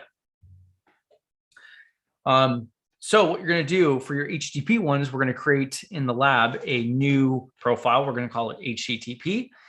We're then going to open up our Wireshark setup pcap. We're going to use a display filter of http.request. And then we're going to expand the hypertext transfer protocol in the details pane. We're going to look for the host name, right click on it, and apply as column. So this is a similar method that we did before. Rather than going to the profile or the appearance columns, add a column, look for the right one. This is a shortcut that I use to apply a column without having to know even what it's called, what that column name is called. With the HTTPS profile, what we're going to do is we're going to do a display filter to look for TLS traffic. So we're going to do TLS.handshake = 1 to get a client hello packet. Not all client hellos will have what we're looking for. So I'll show you, I think it's the third one from the top that I use in the demo. You can look for that. I'll give you the packet number when you do it in your own profile. We are then going to expand the details pane. There's a lot of clicking on this one. We're going to expand the transport layer security, TLS. We're then going to expand the handshake protocol client hello. We're then going to expand the extension server name. Then we're going to expand the server name indication extension. And then we're going to right click on server name. So this one is really helpful because as more of the internet uses HTTPS, we won't see all that metadata like the server name, user agent string, request, etc. And so if an adversary took enough time and they set up a certificate on their server, even if it's Let's Encrypt, we are not going to see files transferred to and from. We're not going to see the commands. We're not going to see all that fun stuff in the packets. Now, it's kind of a bummer because it's encrypted. You could do firewall interception of HTTPS. That's an option. But let's say you didn't have that capability or you're a consultant and you don't have access to the firewall. Well, we still can see some metadata like the certificate that signed the CA that signed the certificate. You can see the server name associated with the certificate. So there's metadata we can still get to give us clues as to what that traffic is. So we're not completely blind, we're just partially blind. So this is the multi-step approach I just had, but it's visual. So we're going to do a TLS.handshake type = 1. We're going to look for packet number 341, which is the third from top in my scenario here. We're going to expand TLS. We're going to look for that client hello. We're going to expand the server name, expand the server indication extension. We're going to then see the server name. So you can see, rather than just saying, shoot, it's encrypted, I don't have any insights into what this is, we can see it's actually an Amazon AWS.com domain. It's an S3 bucket specifically. So not just that it's an AWS encrypted traffic, we actually know there's an S3 bucket. Do you use S3? Do the websites you go to use S3? I mean, it's kind of a broad one being that it's AWS, but what if it is a randomly generated domain name? You would be able to see that here rather than being completely blind. So in the lab, you're going to do 2 new profiles. You're going to create one called HTTP traffic, another one called HTTPS traffic. You're going to do the same setup of length, remove length protocol, add source, destination ports. For the HTTP one, though, you're going to add the host name, and then you're also going to add the user agent string. Feel free to add other things related to HTTP that you find valuable in your analysis as well. And then, of course, we're going to change the time and date to UTC in seconds. For the HTTPS, we're going to, again, remove those length and protocol columns, add the source and destination port, but we're also going to add the TLS server name as well. And then, as usual, UTC, date and time, and then seconds. After you do this one, I'm going to show you the trick of how to import and create the templates so you don't have to do the same steps over and over again after this. But again, I want a little muscle memory. Feel free to use the shortcut by right-clicking and applying columns.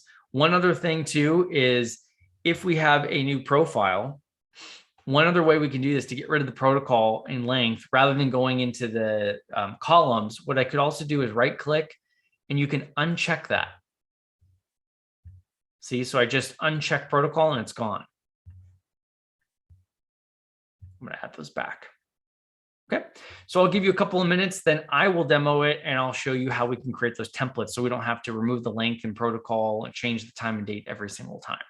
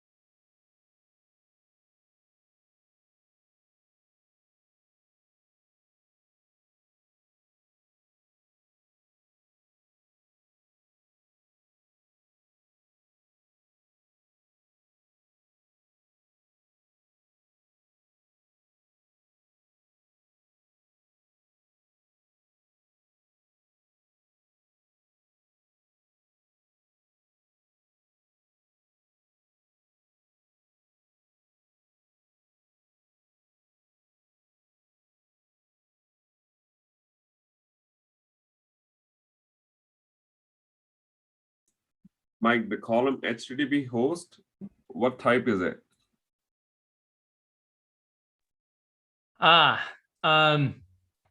It's custom. So that's where coming in here and right clicking as I did in the slides, apply as column.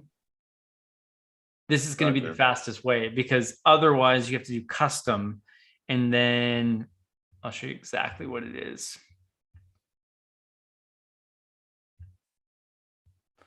And then, so it's custom http.host. So that's where we're doing this seems a little harder to me than just right clicking applying. Because otherwise going back here to our template, I would have had to go to,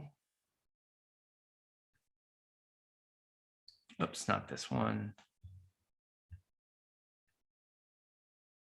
Columns, I could add HTTP and then go here and do custom and then http.host. And then that gives it to me. So that's way harder in my opinion. Yep. Cool. All right.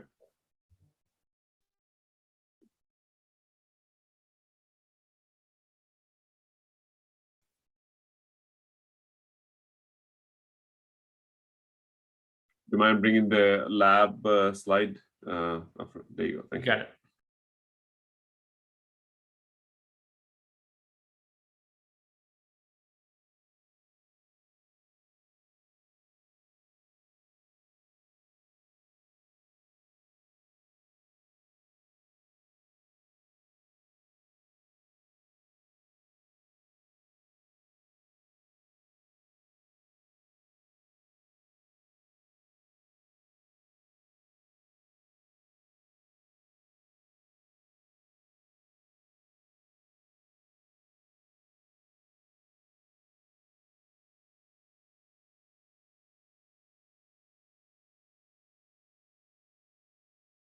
Do we need a few more minutes?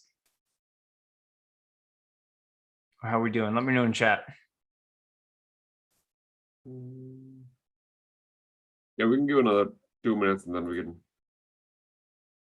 get going.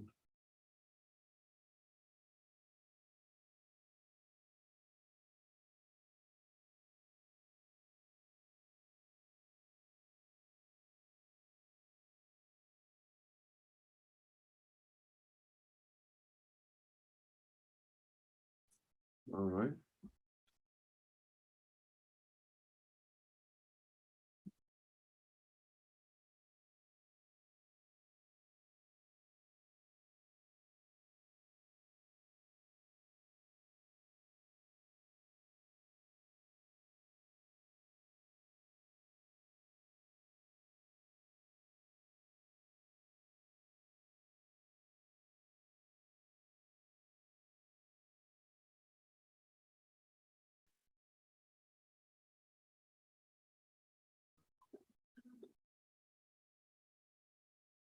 All right, let me check Q&A chat. All right, nothing.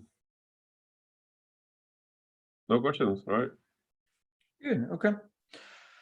I don't know if I'm going to make it till 12 without eating. It is hungry.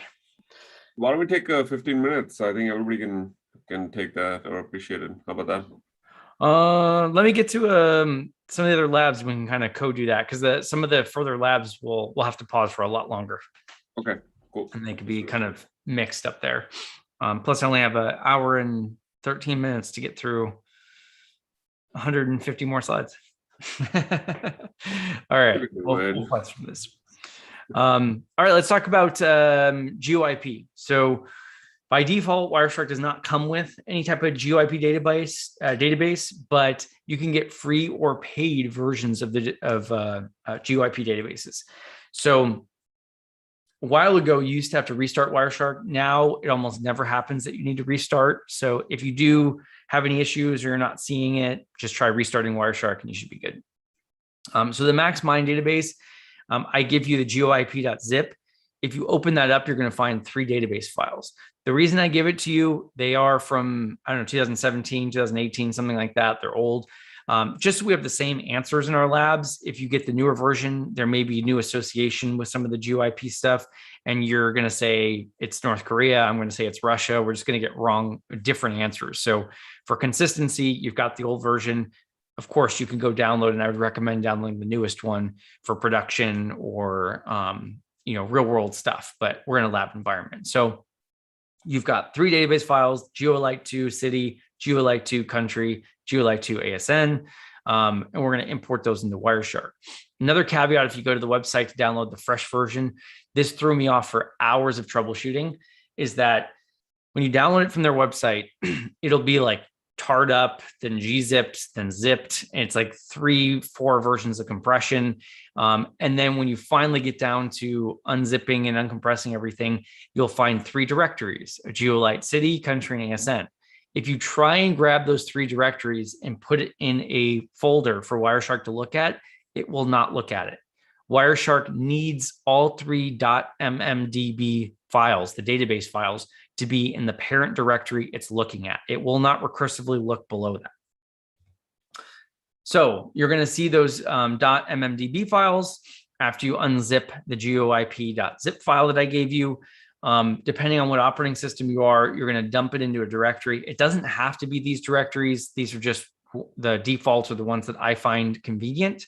Windows is going to be C GeoIP. Linux will be USR share GeoIP, and for Mac it'll be var lib GeoIP. There's also some default locations. So if you go back to the help or the about section, you can see what locations are already set up within Wireshark. So if I move over here in Mac, I'm doing Wireshark and then about Wireshark. If you're in Windows, you go to help about. So if I open this up, we go to the folders tab. You can see there's already some locations here. I have 2 locations pre-built in this version of Wireshark that I can drop the .mmdb files in and be done with it. That's the only step I have to do. Now, I'll also show you how you can map it to a custom directory as well. So if you want a custom directory, you would go to step 2 here, which is preferences, name resolution, maximize database directories, edit, and then you'd add whatever, if you want to put it on your desktop or your downloads folder, that's where you would add a custom location. But again, whatever location Wireshark has, whether it's in the folder preferences, or you go through preferences, name resolution, maximize database directories, you need the .mmdbs to be sitting there. No subdirectories, no other folders. So this is what it would look like if you want a custom directory. You go to preferences, name resolution, maximize database directories, you add a location in there that you want. You'll notice you probably have no locations in there, but if you go to the about Wireshark, that's where you'll see there's pre-built locations. These are custom paths that you want to add. So you have any problems, restart Wireshark to be safe, expand, open up the Wireshark setup pcap that I gave you, expand the packet details pane, look for source or destination GeoIP at the bottom, and then you can expand that further to see specific things like company name, ASN, city, country code, stuff like that.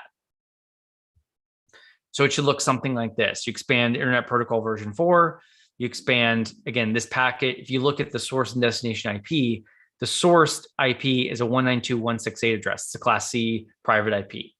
Now the destination is a 128.95. It's a public address. So that's why we'll see destination GeoIP. We won't see source GeoIP because it's a private IP address.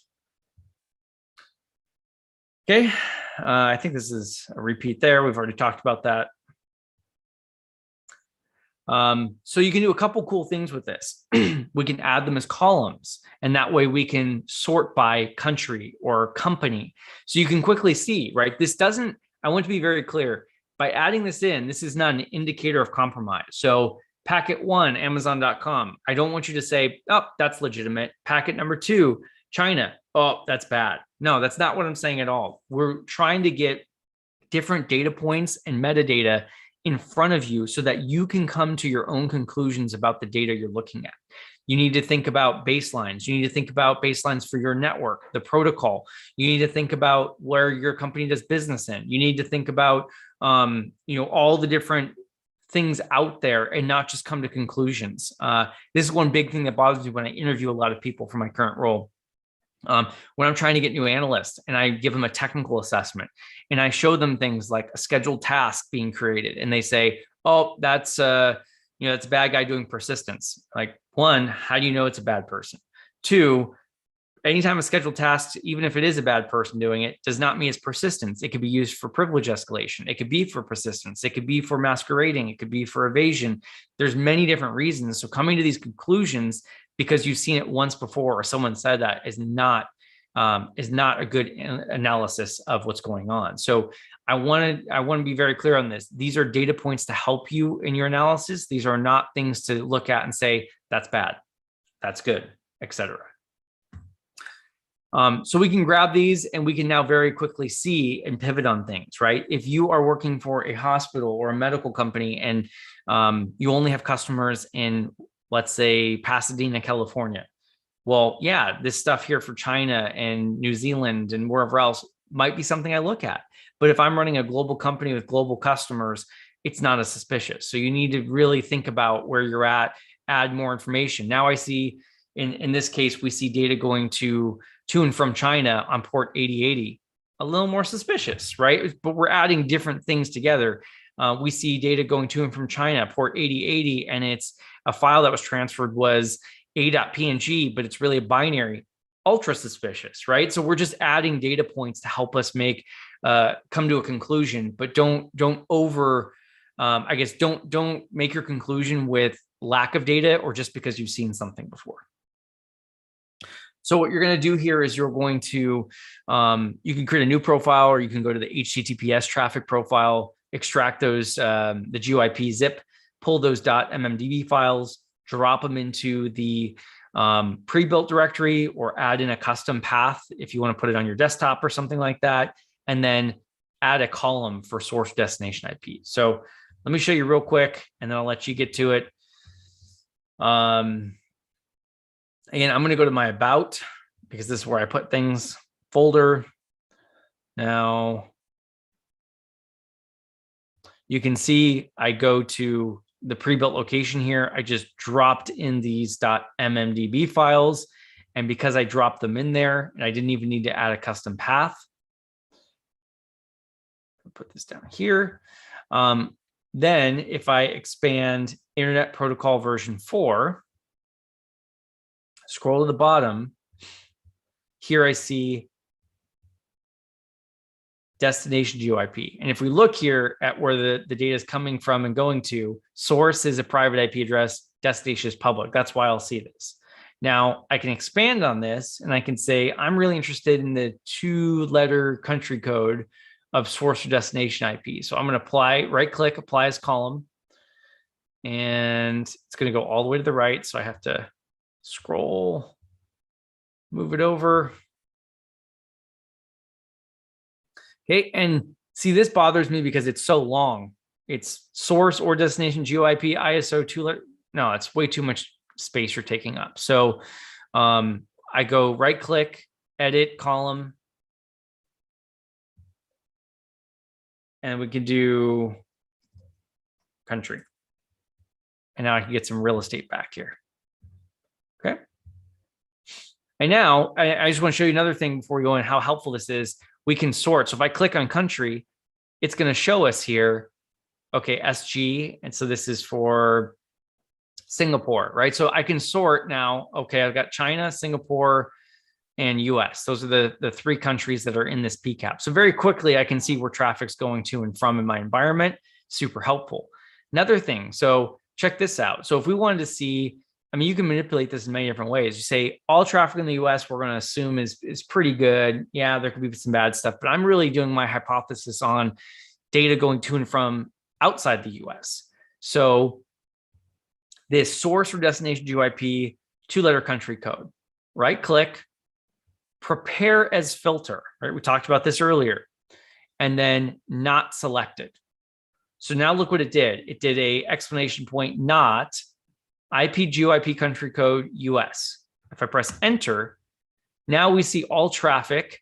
And obviously we've got a little faulty here thing in our filter is that it's also showing when there's no country code, maybe because this is internal. See, it's source and destinations internal.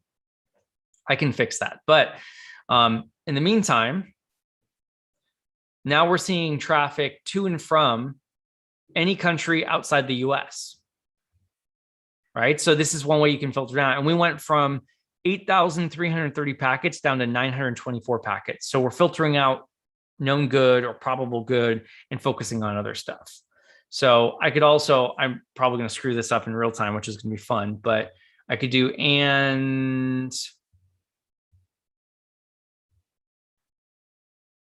we do or IP.GeoIP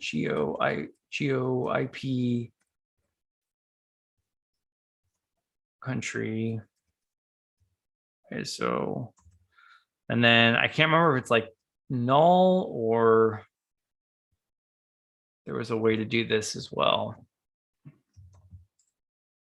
That's been a long time. I was trying to get rid of the ones where there's no country code as well, but I think I have that somewhere on a slide. Anyways, so this is what you're going to do. Add the GeoIP information, add a source destination port. I'm sorry, source or destination GeoIP. Oh, one other thing I was going to show you. So rather than going back and doing, if you wanted to create another one just with GeoIP, let me show you how to do that. So I go over here to my About Wireshark. Again, Windows is Help About Wireshark. I go to my folders, personal configuration. Now we see profiles. I click on that. So these are all the different profiles that you have. So what I could do is duplicate or copy and paste this profile one that we created here.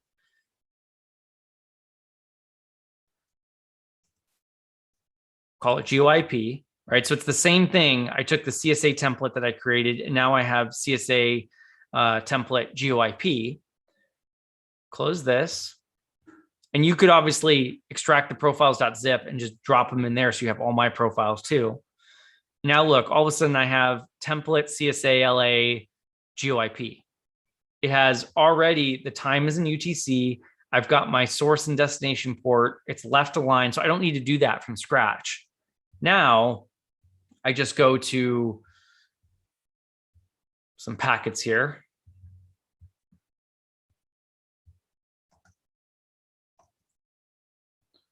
And I can start adding my country code. Oops, it's already there. But this is a way that you can utilize quote unquote templates and not have to rebuild from scratch your time, UTC, source port, destination port, country code, whatever you want in every template is like your baseline. That was a much easier way of doing it rather than building it from scratch every single time. So I'll let you go ahead and either do that or work on your HTTPS one and add GeoIP there, but I'll give you a couple of minutes to do that.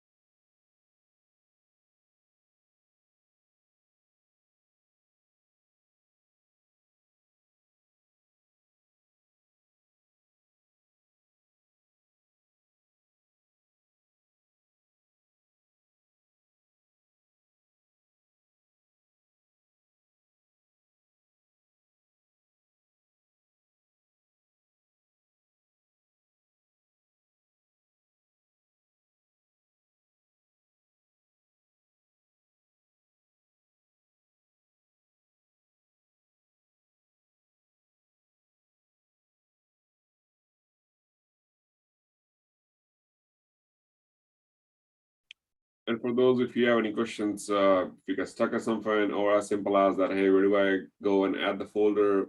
Feel free to post in chat, Q&A, or on social media platforms that you are joining us today.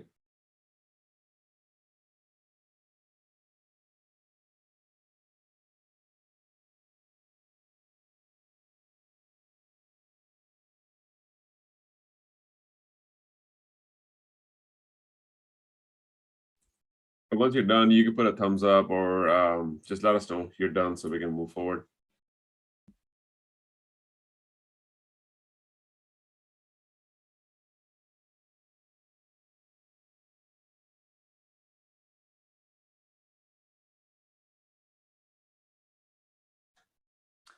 What menu do I go to add the GeoIP directory of Wireshark? So if you don't want to use the default one, what you can do is go over to the, I'm trying to think what it is. I never use that one.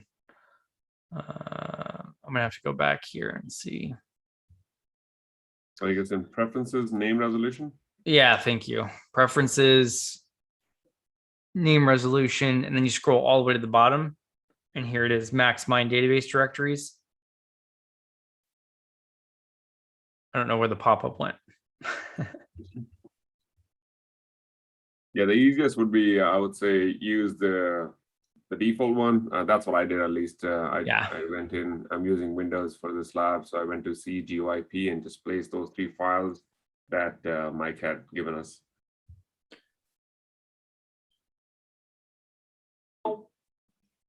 I have a pop-up somewhere and I can't find it because now I can't close this. Yeah. Weird.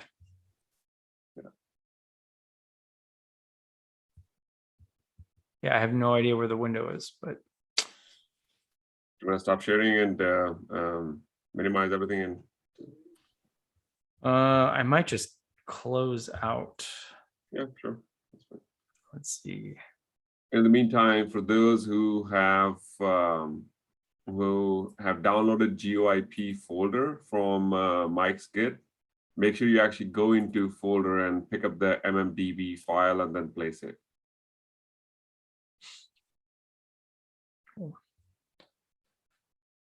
All right, I'm going to move on just for the sake of time, since we have about 55 minutes left and we haven't even got into any malicious stuff yet.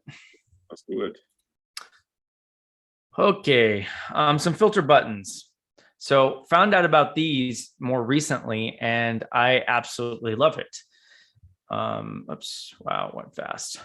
So inside the profiles, you can also have filter buttons, and these filter buttons are pre-saved display filters. I used to have a OneNote document saved, and every time I ran there were certain things I was looking for, like let's say SMB traffic or whatever else, especially those long ones, like you saw me fumble with looking for traffic that does not include or that's outside the US and is not null. And I couldn't remember, is it 2 quotes? Is it like, how do I make it not null? And so with that, rather than trying to fumble it or remember or go back to that, the newer feature in Wireshark here is to add filter buttons. And so you can have those things preset. And I think I have one for exactly what I was trying to do. And that way I don't have to remember that. So to the right of the display filter in some of the profiles, if you switch through them, you're going to see, oh, and I'm still stuck here. Well, I'll come back to that, but you'll see some of those, like you can have one for different print nightmare vulnerabilities or TCP 445 or whatever it is based off that profile. So if you do it the way I do it, where I've got profiles by protocol, you can also have a lot of those filters, like in your HTTP profile, you can have HTTP.request, HTTP.post, HTTP, whatever. And you can have all these different things relating to that. Maybe you have TCP port 80, 44, or 8080, 8081, whatever ports that could possibly be associated with a web server. Like you can have all those things built out. So it's a click of a button rather than trying to create your display filters. Not going to go into these. I just want you to be aware that there's plenty of other tools. We've been talking about some of them. T-Shark is like Wireshark, but it's the command line version that you can use for scripting, deploy via GPO, etc. I've already talked a couple times about TCP dump and how I use it as a very easy, scalable, low resource packet capture tool. And then a lot of times I'll analyze the data within Wireshark. There's other tools like CloudShark and Packet Total that allow you to upload pcaps and help you narrow in on things.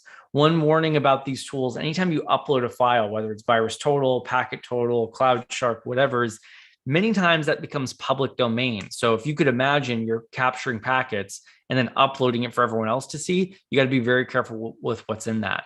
Malware Labs, I'm fine uploading these things to Packet Total, but I would never capture on my work network and upload that. I can't tell you how many times I've been in customer environments when I was a consultant, and I would find clear text password change tools, and I would see everyone's domain credentials flying across the network. Or when I actually discovered a couple zero-day vulnerabilities in tax software, and the entire client database was transferred in clear text over SMB. Stuff like that with social security numbers, jobs, email addresses, phone numbers, everything you need to do identity theft was traversing the network in clear text in a matter of seconds. So be very, very careful with what's uploaded to these tools. But if you're doing malware analysis or running dynamic labs where you know there's no production data, it can actually help you narrow in on what you're looking for faster than you could. So when you upload it to Packet Total, here's an example of what happened: is that it tells me that there's actually a known Tor exit relay. That's not something I would have known with any of the techniques I teach you, that was a known Tor exit relay just by looking at it and manipulating the data. So this helps you get to the answers quicker. You could have run it against maybe Snort and it was using the emerging threat rule set and it would say that, but I find this very easy to upload and then quickly look at the information of interest or that it found. Sometimes you find nothing and then you go back to the other methods, but this helps point you in directions quickly. Plenty of other tools paid out there. If you're in a container environment or virtualization, Microsoft's packet monitoring tool may come in handy for collecting data, and then you can pivot over to Wireshark. If you're looking for beaconing or C2, command and control, Black Hills Information Security or active countermeasures has a tool called RITA that is very good at looking at PCAP data and determining if there's beaconing, even if it's non-consistent beaconing. So I recommend checking that out. Bro Zeek, I'm a big fan of that. We've talked about that, as well as Snort. All these tools you can build inside like Kali Linux or Ubuntu, and have all these things pre-installed if you want to have a packet analysis lab. I'd highly recommend that. Some additional tools, resources you can check out. Let's talk a little bit about statistics before we get into some actual malicious files here. So on Wireshark, you have statistics, another benefit. When you go to the statistics tab, you can look at things like the capture file properties. So when was it created? Who created it? How long was it ran for? What date and time was it ran for? All that fun stuff. You can look at protocol hierarchy. I highly recommend looking at that. It'll tell you what protocols are in the PCAP and what's more prevalent, least prevalent, thicktail, thintail analysis. Conversations, endpoint conversations, who are the top talkers? What protocol are they talking on, et cetera. These things can help get you there. One other thing I find valuable, it's a little challenging, I'm starting to get more and more use out of it, is the IO graph. So you can get visualization of the data. So you can look for spikes, you can look for heartbeats, beaconing, things like that. So again, going to statistics, going to file capture properties or the capture profile. Here you're going to see, again, as I mentioned, what system it was captured on, when, what interface, a bunch of metadata that might be beneficial. Protocol hierarchy. I recommend this is one of the first places I go to see, okay, well, rather than just filtering through all my profiles, which one do I want to look at? Okay, there's ICMP traffic or there's HTTP traffic, and I can then do filters and pivot off that, especially if you have 20,000 packets. It could be a little bit challenging to look at. And so looking at this from a statistical level is a lot easier. Endpoints, we can see, as I mentioned, on the frame level, IP level, TCP, UDP level, who we're talking. We can look at number of packets, byte size, all kinds of stuff to start looking for anomalous behavior. Conversations, right? So why are two of my endpoints talking a ton on SMB, or why are they talking on HTTP? That's not normal. I would expect that from a client and server, but not client to client relationship. Let's talk a little bit about baselining here. Super important. I'll go back to one of my favorite quotes, Sun Tzu, Art of War. If you know the enemy, know yourself, you need not fear the results of 100 battles. If you know yourself, but not the enemy, for every victory gained will also suffer defeat. If you know neither the enemy nor yourself, you will succumb in every battle. I bring this up because you cannot go from no experience, run a sniff packets on your network for an hour and find evil. It's not going to happen.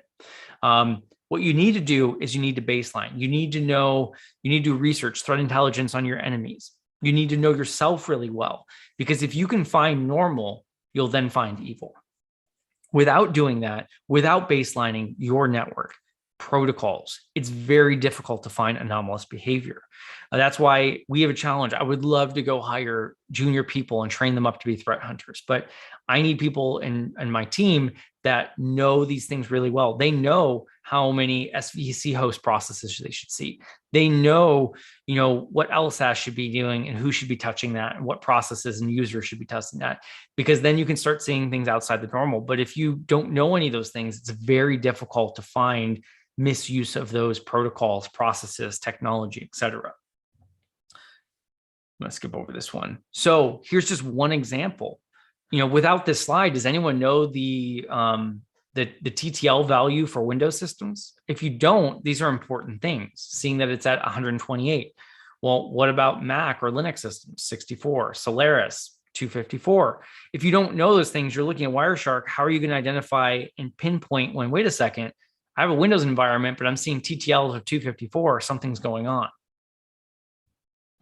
So let's look at a protocol baseline, right? Let's take a look at ICMP, a ping. You've probably done that if you've been around IT or InfoSec. So what I did here is in the top Windows system, I pinged delivery-ups.com, an old phishing domain that I had when the server was offline or rebooting. And you could see I got request timed out because it was offline. So if we look at Wireshark, right? This is what it would look like. We would see first, there's actually DNS requests and a reply. And then there was 4 ICMP requests with no replies. So like if you'd never done this before, would you have known that it was normal for a DNS lookup to happen when you do a ping? Maybe you're smart enough to make that assumption, but would any of this other stuff, did you know the packet length of a ICMP request? All these things are important. So let's take a look at this. We've got a DNS request, a query, and then a reply back for the IP address. Then we have 4 requests. And so it's basically ping, no response, ping, no response, ping, no response, ping, no response. Let's look at the packet length, 74 bytes for all of them. Let's look at the sequence number, 1, 2, 3, then 4. What's the TTL value? 128. So what operating system is that? If we go back, oh, it's a Windows system. Well, that makes sense. We see the Windows command prompt, right? But all these things we're able to see and start baselining. Now let's look at when the server comes online. So now we've got corporateblue.com online server, ping it and see what happens. So DNS request, DNS reply, right? We saw that before, but notice the difference though. Now there's just 1 request, 1 reply, whereas here there was 2 requests, 2 reply for DNS. Now, then we look request, reply, request, reply, request, reply, request, reply, again, 4 times. Again, more things to keep in note. Windows by default does 4 request reply. If we see 5 or 6, does that mean it's not a Windows system? No. Someone can actually change the number of requests and replies, but standard, normal, if you don't make any changes, the default's 4 requests, 4 reply for an online system, offline, 4 requests, no replies. Okay. What's the packet length? For the requests and replies, they're all 74 bytes long. Okay. What about the sequence number? 55, 66, 77, 88. Okay. What about the TTL values? Well, from the request, it's 128. The reply is 46. Okay. Just things to note. Good information.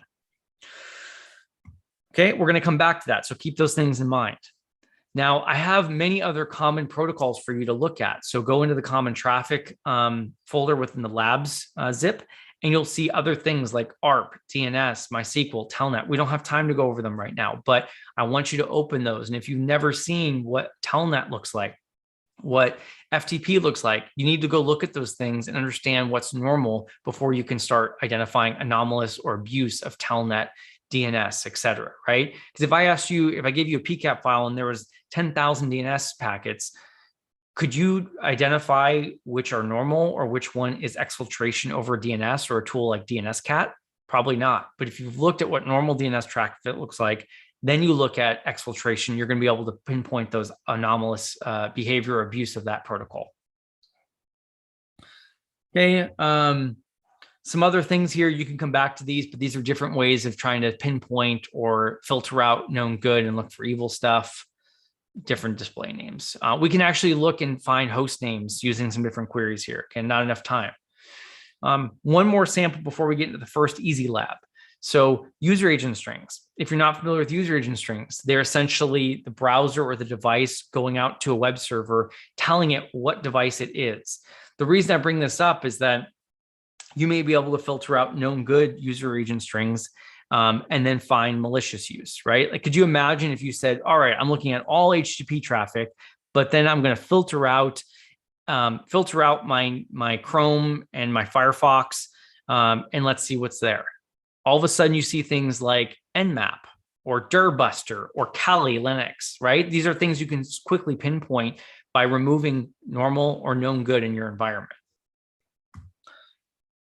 So here's an example of that. So I took my machine and I just went out and did a little bit of traffic while Wireshark was running. And I quickly saw here some interesting things. Did you know that even Spotify has its own user agent string? Did you know that Nmap, the port scanning tool, has its own user agent string?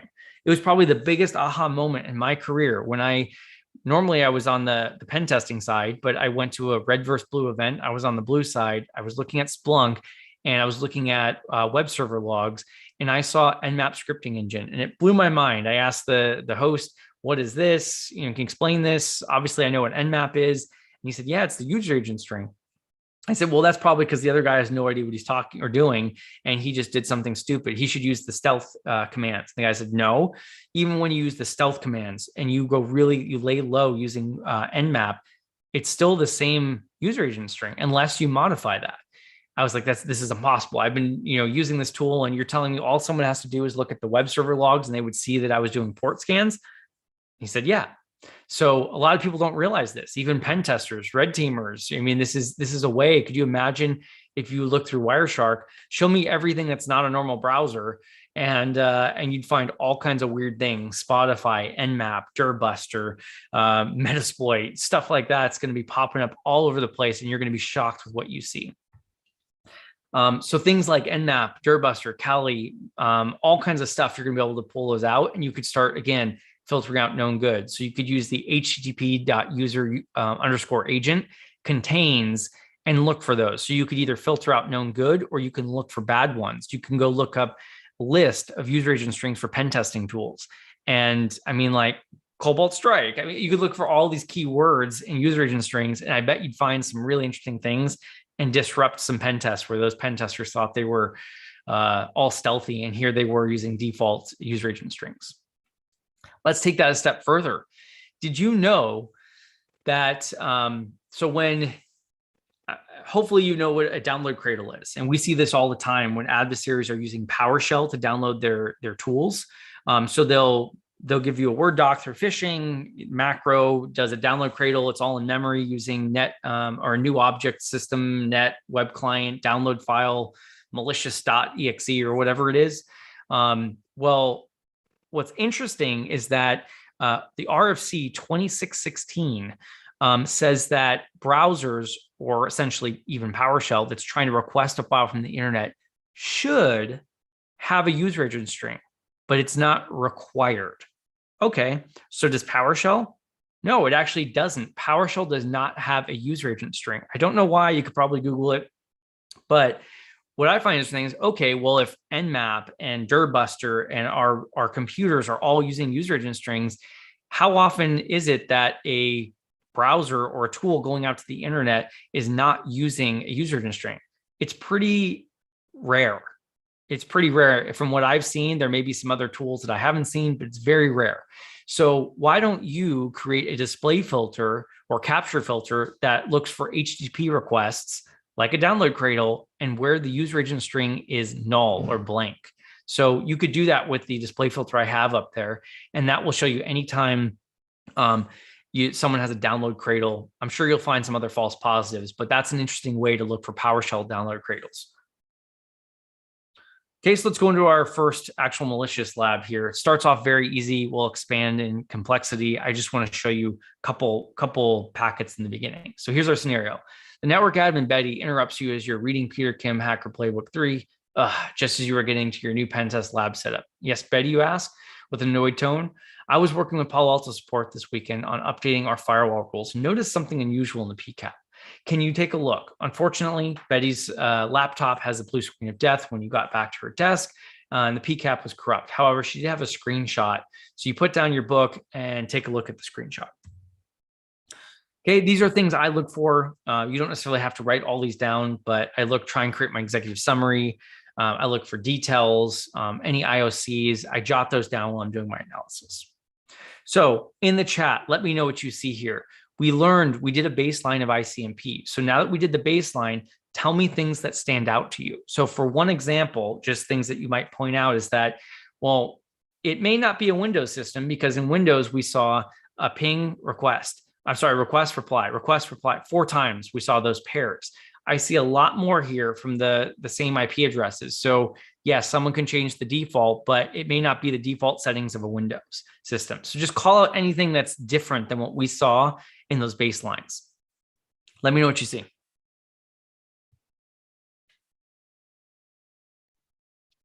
Is get HTTP in ping request.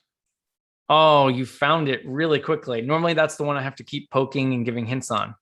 Oh, okay. Sorry. Yeah. So someone says TTL or Solaris, possibly Solaris, possibly something else, right? Again, we're not coming to the conclusion it is Solaris. We're saying it's the TTL that possibly is associated with Solaris. So maybe it's not a Windows system. Content pane does not conform to ICMP. Yep. What else?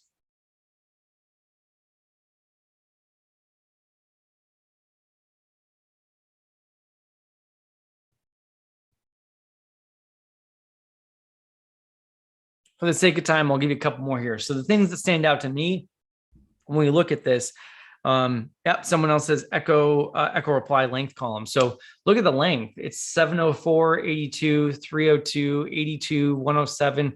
When we did that request, they were all 74 long. So why are these different in length and they're not the same? That tells me there's something inside, or that there's some reason it's changing in length. I also see request, reply, reply, request, request, reply, request, request, request, request, reply, request. It's not request, reply, request, reply. I see the sequence numbers all over the place. I see the TTL value high. I see there's a lot of things I see, but Victor spoiled it for us. And the most, right, those were all things that were giving us like red flags or yellow flags, or just something feels off to me. Is it malicious? Is it bad at this point? Probably not, but maybe, I don't know. I need more information. Absolutely, we need more information, but we're starting to get the sense that there's something anomalous here. But if you go down to the bytes pane, we see that within these ICMP packets, there's a get HTTP 1.1 host DHAVALKAPIL.com. So what is this? This is actually HTTP tunneling within ICMP. So that is not to the RFC. That is not normal. That is someone trying to hide the HTTP traffic, probably downloading some part of the stager or reverse shell or something inside ICMP. So they're masquerading inside ICMP. Very malicious. Okay.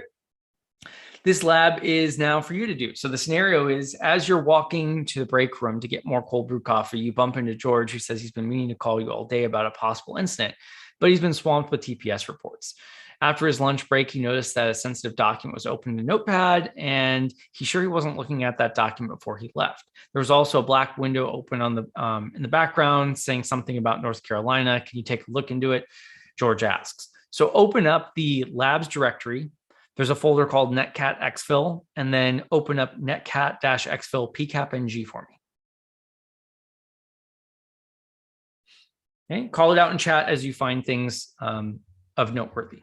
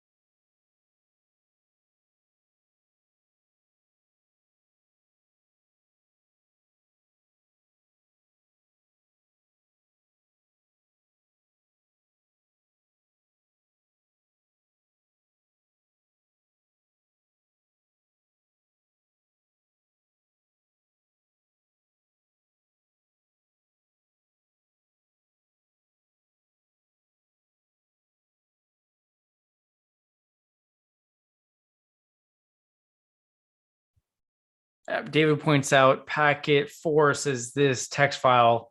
This is a text file with sensitive data. So let me walk you through. Again, these start very simple. So I want to walk you through what happened here and then what you see in there. So what I did is I used a tool called Netcat. And I first went to Amazon Web Services. So I would have an IP address outside my house or workplace, right? I was just setting that up. And I had, and it's the bottom right, the attacker PC. So I started a listener on port 80. So anything that sent data on port 80, it would go into a text file called out file. And then I went to the victim's machine, George, and I ran netcat.exe or nc.exe. I had it go to the IP address of 52.33.20.94, which is my attacker box in Amazon Web Services on port 80. And I basically said, anything in the test.txt file, put it through on that socket of 52.33.20.94 on port 80. And as soon as that happens, then that was received and put in the out file in the attacker box. So it's not a reverse shell, but it's basically sending exfiltrating data from a text file through that socket, and the attacker machine received it. So if we went over to the pcap, right, it's very short. There's only a couple of packets there, and it's port 80, right? So we can see that there's port 80, but it's not HTTP traffic. It's actually TCP traffic. And if we would have right-clicked on one of the packets and followed the TCP stream, it's a little shortcut. So rather than looking packet by packet, it's going to compile the TCP stream and show you messages to and from the server, which is really convenient. And there we could see this is a text file with sensitive data. Okay, now let's look at another lab here. So this scenario, Sally calls the security team on Monday morning to report a possible incident. She said she locked her computer Friday before leaving the office. And when she got in on Monday morning, her computer was unlocked and there was a black screen with white writing about cats. So open up the labs directory, go into the netcat reverse shell directory, and then open up the ncat-reverse shell pcap ng file in Wireshark, and let me know what you see in chat, please.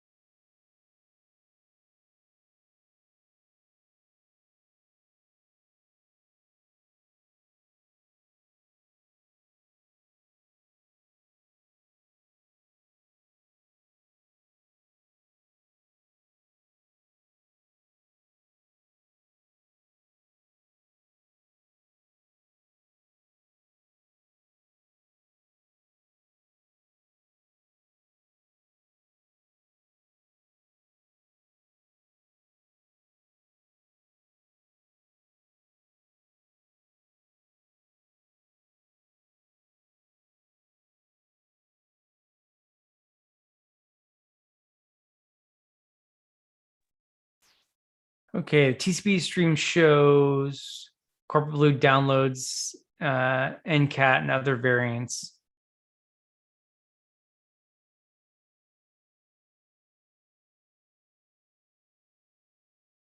Yep, Jeff says TCP stream shows someone sending commands.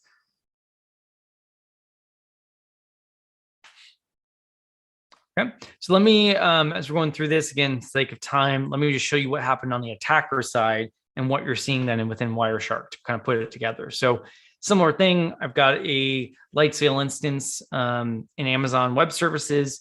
I did an nc-vlp80, which is setting up netcat to listen verbosely on port 80. So again, anything that comes in on port 80 is received by the terminal of my attacker system. On the victim computer, I ran ncat.exe to the IP address 52.33.20.94, which is the attacker's IP address, on port 80 to try and hide in port 80 traffic, looks like HTTP traffic. -E is basically making interactive. So the command cmd.exe, anything that's typed, or basically the command prompt is pushed through to the attacker. So it is a reverse shell. So then once that happened, the attacker box, you could see at the top there, it was truncated before, but I did the netcat listen verbosely on port 80. And then you can see it's listening. And then all of a sudden there's a connection from 54, 201, 58, 143. That's the victim's public IP on port 80. And so we got a connection. And then you can start seeing Microsoft, Windows version, Microsoft Corporation, all rights reserved, copyright, stuff like that. So this is the command prompt on the Windows machine, but obviously this is not a Windows machine. This is a Linux system in Amazon Web Services. So we get the prompt of see users, corporate blue downloads, and then you can see who am I was typed by the attacker. And then on the victim machine, we got an answer. It was a Windows machine, the user's corporate blue. Then they got a command prompt again. The attacker typed net user, and then we can see all the user accounts, administrator, corporate blue, guest, and so on. And then we got another command prompt, and the attacker typed in dir to list the directory that they're in, and they can see files and folders below. So that's what happened there. If we follow the TCP stream in the lab, we can see how there's a difference in color. Red is anything from the client or the victim machine, and blue is anything from the server or the attacker machine that was sent back to the client. So we can actually reconstruct. I mean, look at this. This is basically the same thing here. The real screenshot of when I did it in the lab environment, and then the actual PCAP, we saw everything that the attacker saw on their screen. We're able to see this in the PCAP. That's the power of PCAP. Okay, Patch Tuesday here. So I'll give you about 5 minutes to do this one. Your system admin reports a potential incident after performing a root update on EC2 instance in Amazon. Look at the sniff traffic to determine if there was a reason to dig deeper. What stands out to you? Let me know in chat. The lab that you're going to pull up, it's in the labs directory. They go to the Patch Tuesday directory and then look at the HTA Empire PCAP NG file. Again, comment anything you see in chat that stands out that you're looking at, etc.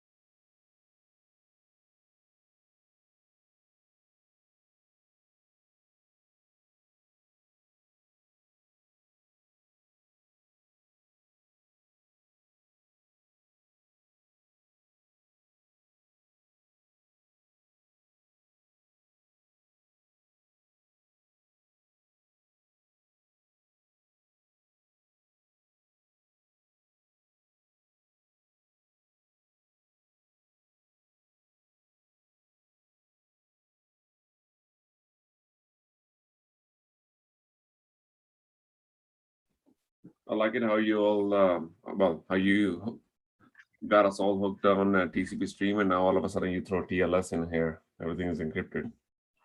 You gotta use some of the other tools to curveball. But look at what port is the encrypted traffic on? Yep. What ports? I'll keep it suspense for everybody. I won't ruin it.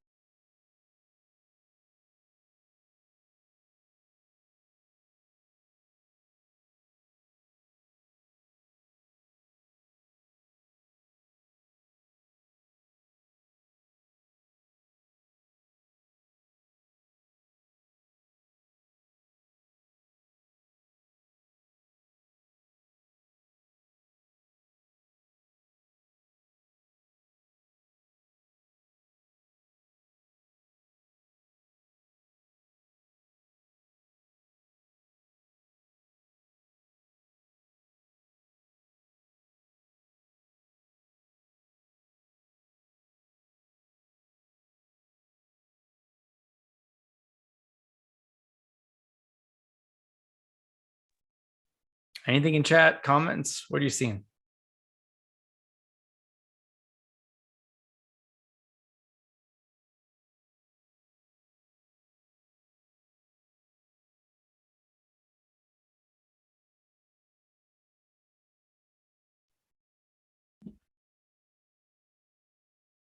So who started the RDP? Well, keep in mind that the system administrator was doing remote updates on the EC2 instance. So we probably want to figure out what their source IP was to see if that matches, but that may be expected. Gotcha. All right. 10, 10, 10, 1, 12. What do you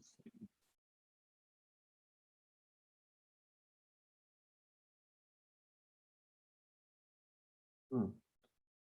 When I use 10, 10, 10, 112 as destination, it's a very nice pattern between source to destination on 3389 and then application data, source to destination, application data.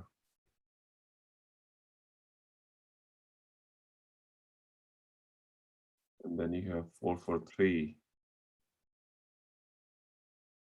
53 DNS, okay. So let me share what I'm still not able to. Won't let me quit this either, will it?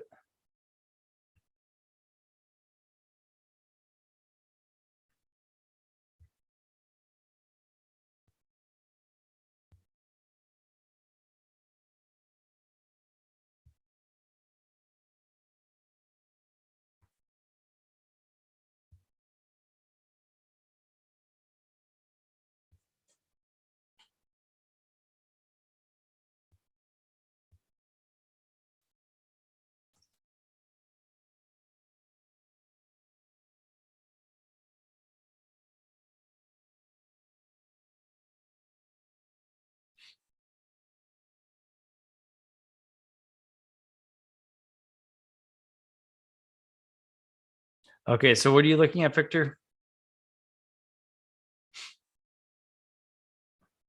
Yeah, so I filter with that destination 10, 10, 10, 112. Yep. And then I start looking at the port numbers. It started with 3389, then switched to DNS, then 443 as well. Okay. So you did.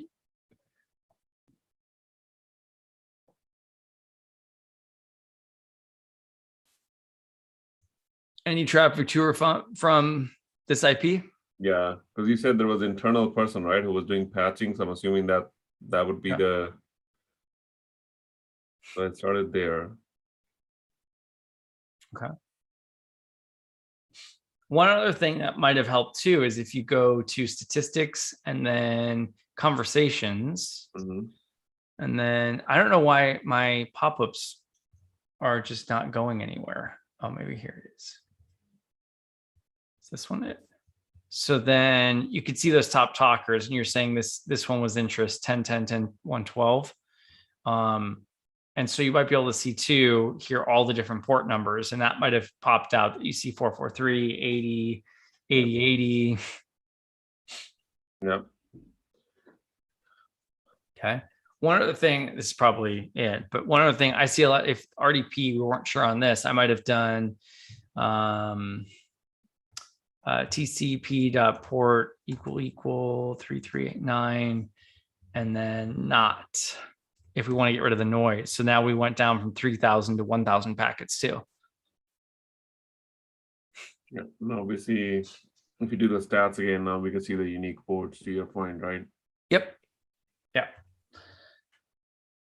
So yeah, let me show you what happened here, and then we can dig into exactly. So what I did is I set up, again, on an Amazon Lightsail instance, set up a listener to listen on HTTP.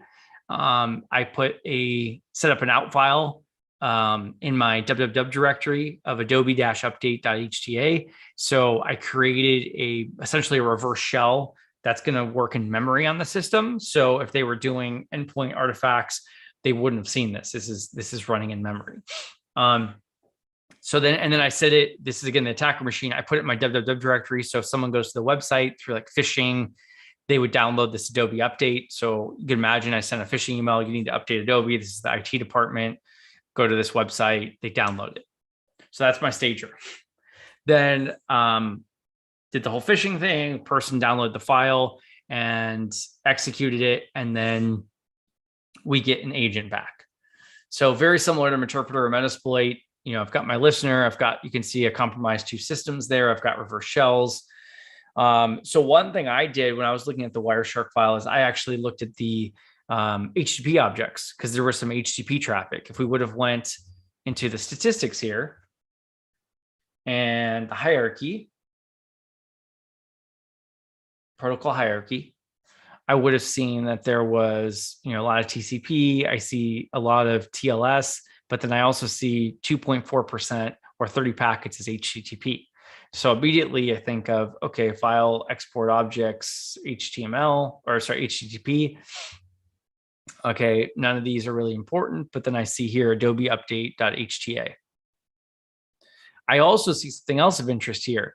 I see, again, a host name, it's IP addresses. It's the same IP address as the HTA file was downloaded. And one, it's not adobe.com. This is an IP address. Again, why is my user going to an IP address to download an Adobe Update HTA file?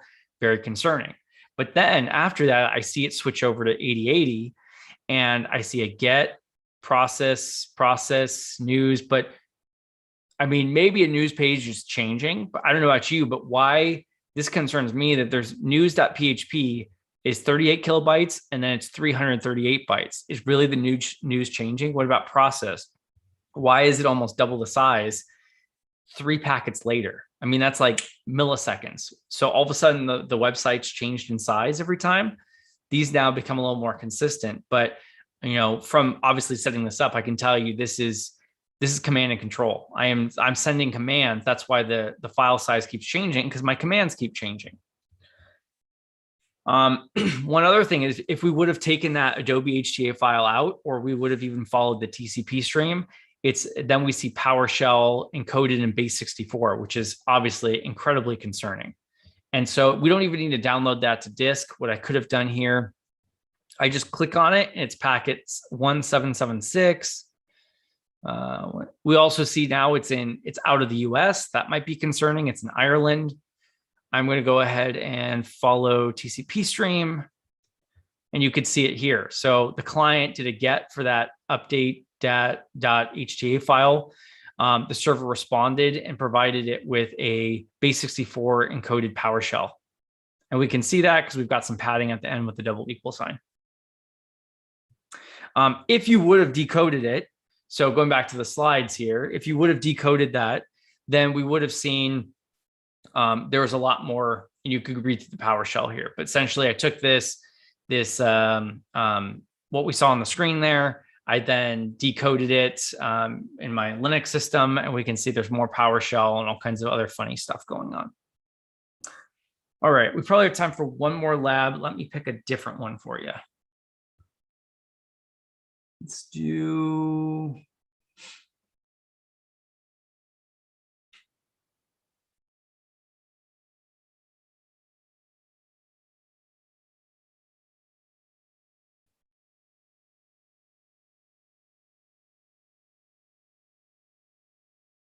Just trying to find one more good one here.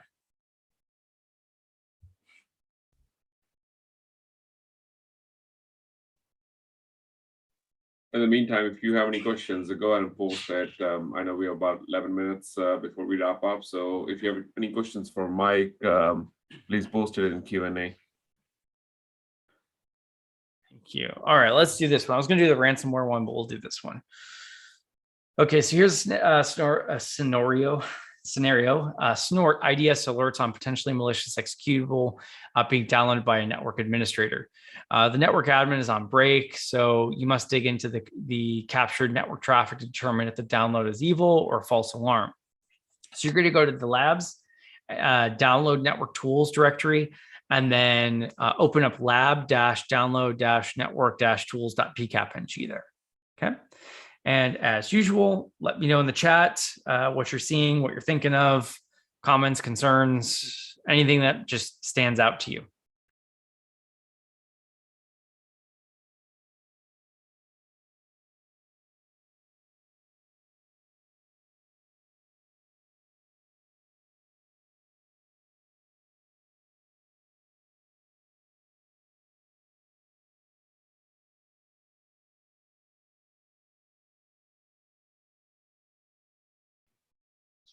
One of the comment is the Call that network admin. How dare he going to break when we have an alert?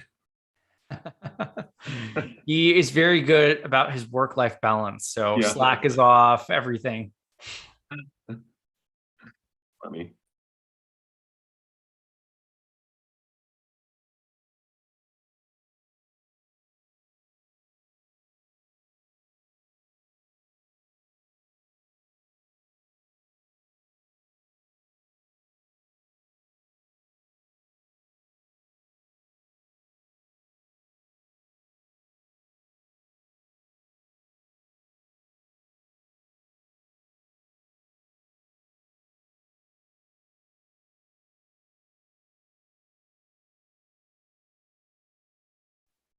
All along you gave us taste of TCP and all of a sudden you switched to UDP now.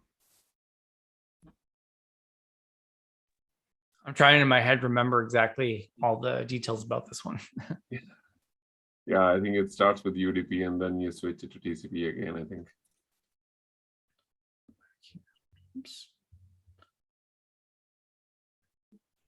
There's a lot going on in this target.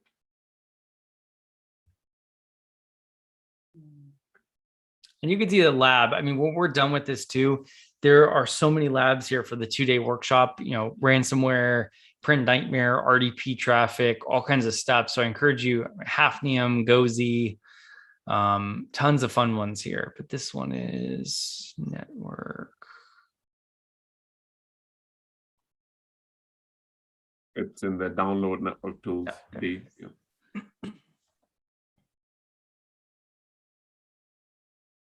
Jeff found something. So if you need a clue here, okay, Jeff did the HTTP export objects and found an interesting file. I typically, when I've got something this isn't that bad. It's actually 1,000 packets, but if it's big, I always like protocol hierarchy. It's just my preference. I see UDP. Of the UDP, I see some link local, DHCP. Okay, nothing of interest there so far. Some ICMP version 6, interesting. Of our UDP traffic, I see SSDP, link local. This is some Google annoying stuff that happens. I don't know if everyone else seen that, but they were using UDP ports for a lot of Google HTTP traffic. Like they're trying to make it better. I'm seeing more and more of that. So we see some DNS. I might want to look at the DNS requests and replies. I see some TLS. I see some NetBIOS. I see 2% HTTP. There's some media. I see some ARP.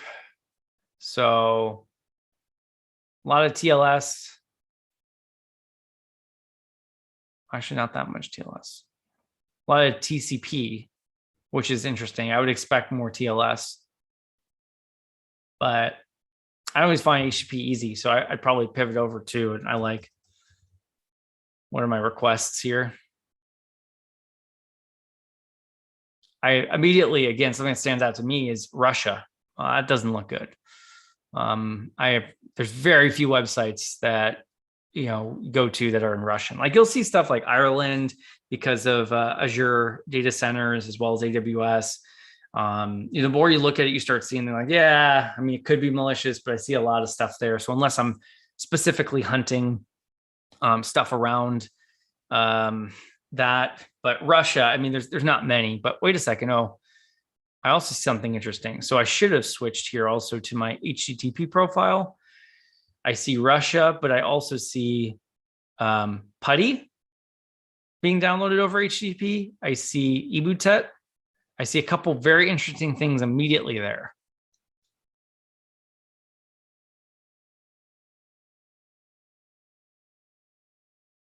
Someone says 938 stood out. So let me move over to 938 as well.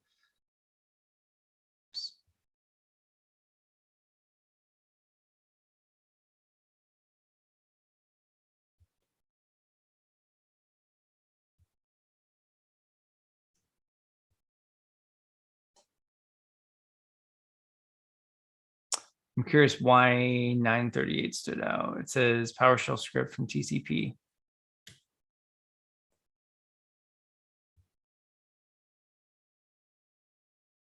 I'm guessing with follow TCP stream. Function invoke. CMD let. Again, these kind of things, you might be looking at this if you're newer and say, I don't know what half this stuff, or I don't know what this stuff is. Yeah, nor do I. But we're looking for things like CMD. Anytime I see CMD, anything, I get concerned. Command let binding makes me think of a shell. Anytime I see invoke, I get worried. We're just looking for keywords, some kind of string, computer name. Okay, so now maybe this is doing some type of post-exploitation reconnaissance, or it's trying to pull that. Do not 0MZ, so some type of variable name here, but I wouldn't be able to explain this well in the time that we have. But MZ is going to be a file header for a binary, so some type of binary I might be looking at pretty soon. Again, just looking for words I do know. Wins 32 stuff. Okay. What about this? Exploit-monday.com. That sounds pretty concerning to me. You can read through this a little bit, but then we see some domain, current domain. So again, some reconnaissance possibly, some assembly, runtime, right? Just again, trying to look for things that stand out to us.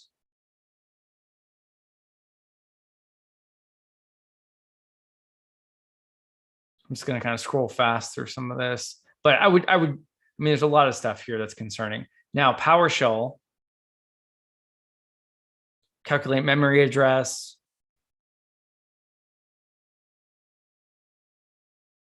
carryovers, just again, looking for keywords or things that stand out. Int 64 doesn't work so well. Some more memory, more stuff about the domain.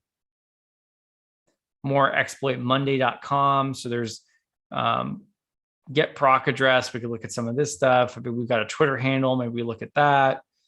What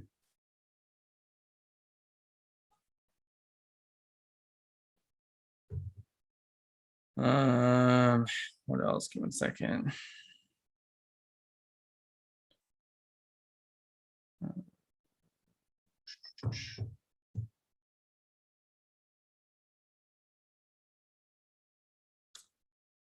All right, so you just keep going down this and trying to pull things out if you really want to know. But I mean, at this point, I saw something about PEs. It's not looking good for us. We can just keep going and going. I'm sure there's lots of other evil things we'll find in here. Oh, there's an invoke command, script blocking, remote script blocking arguments. So they might be trying to disable things. I see things for computer names. And then here's some more PE bytes 32. We may try and decode this with CyberChef. Let's see if there's any padding at the end of this. That looks like a lot like base 64 at the end here. Yep, base 64. So you could pull this out and decode this. Now it's some more obfuscated stuff. I mean, a lot of the bad things going on here. Just real quick before I end, I'll just see if there's anything else here. You know, I found my HTTP. We found those files, putty.exe. We found emutet. We saw on some of these, I can't remember which frame, but TCP stream 2, we saw an MZ header. So there's a binary. I think within that TCP stream 2, if you would have went down, there's also PowerShell embedded in there. And then you see http://91.210.104 emutet destroyer.txt, invoke, crab, start, sleep, create process, blah, blah, blah. So this was the piece that then pulled down that text file that you saw. Oops.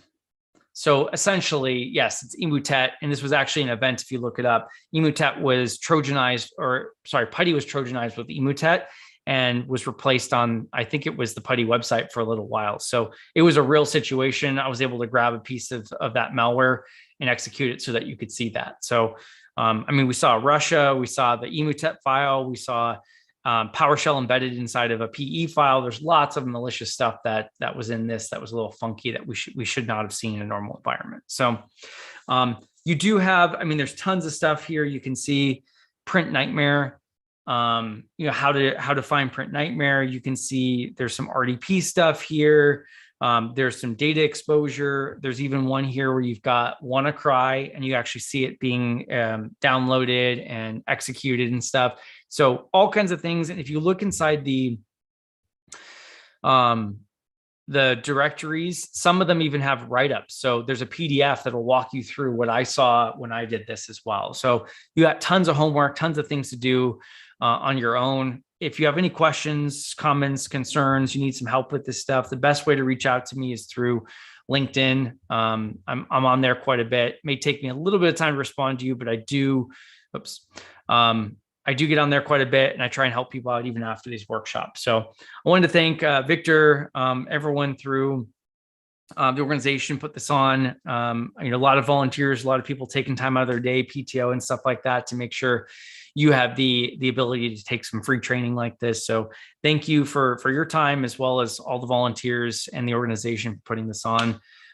Happy to answer a couple questions, but I do have to get back to my day job pretty quickly as well. And so hope you enjoyed it. And thank you, Mike, for putting this together and delivering this. I think this has been very insightful. And as Mike said, this doesn't end here. You have all the files. Just keep looking, keep digging through it. And if you have any questions, reach out to us. We can funnel through and reach out to Mike, or you can, I would say, definitely connect with him on LinkedIn, even if you don't want to reach out to him about this workshop, but definitely connect with him on LinkedIn and Twitter. So with that, thanks so much. We are 2 minutes over. I apologize for that, but this has been really fun. I hope you guys continue and learn with this threat hunting. Thanks, Mike. Thanks, Bye.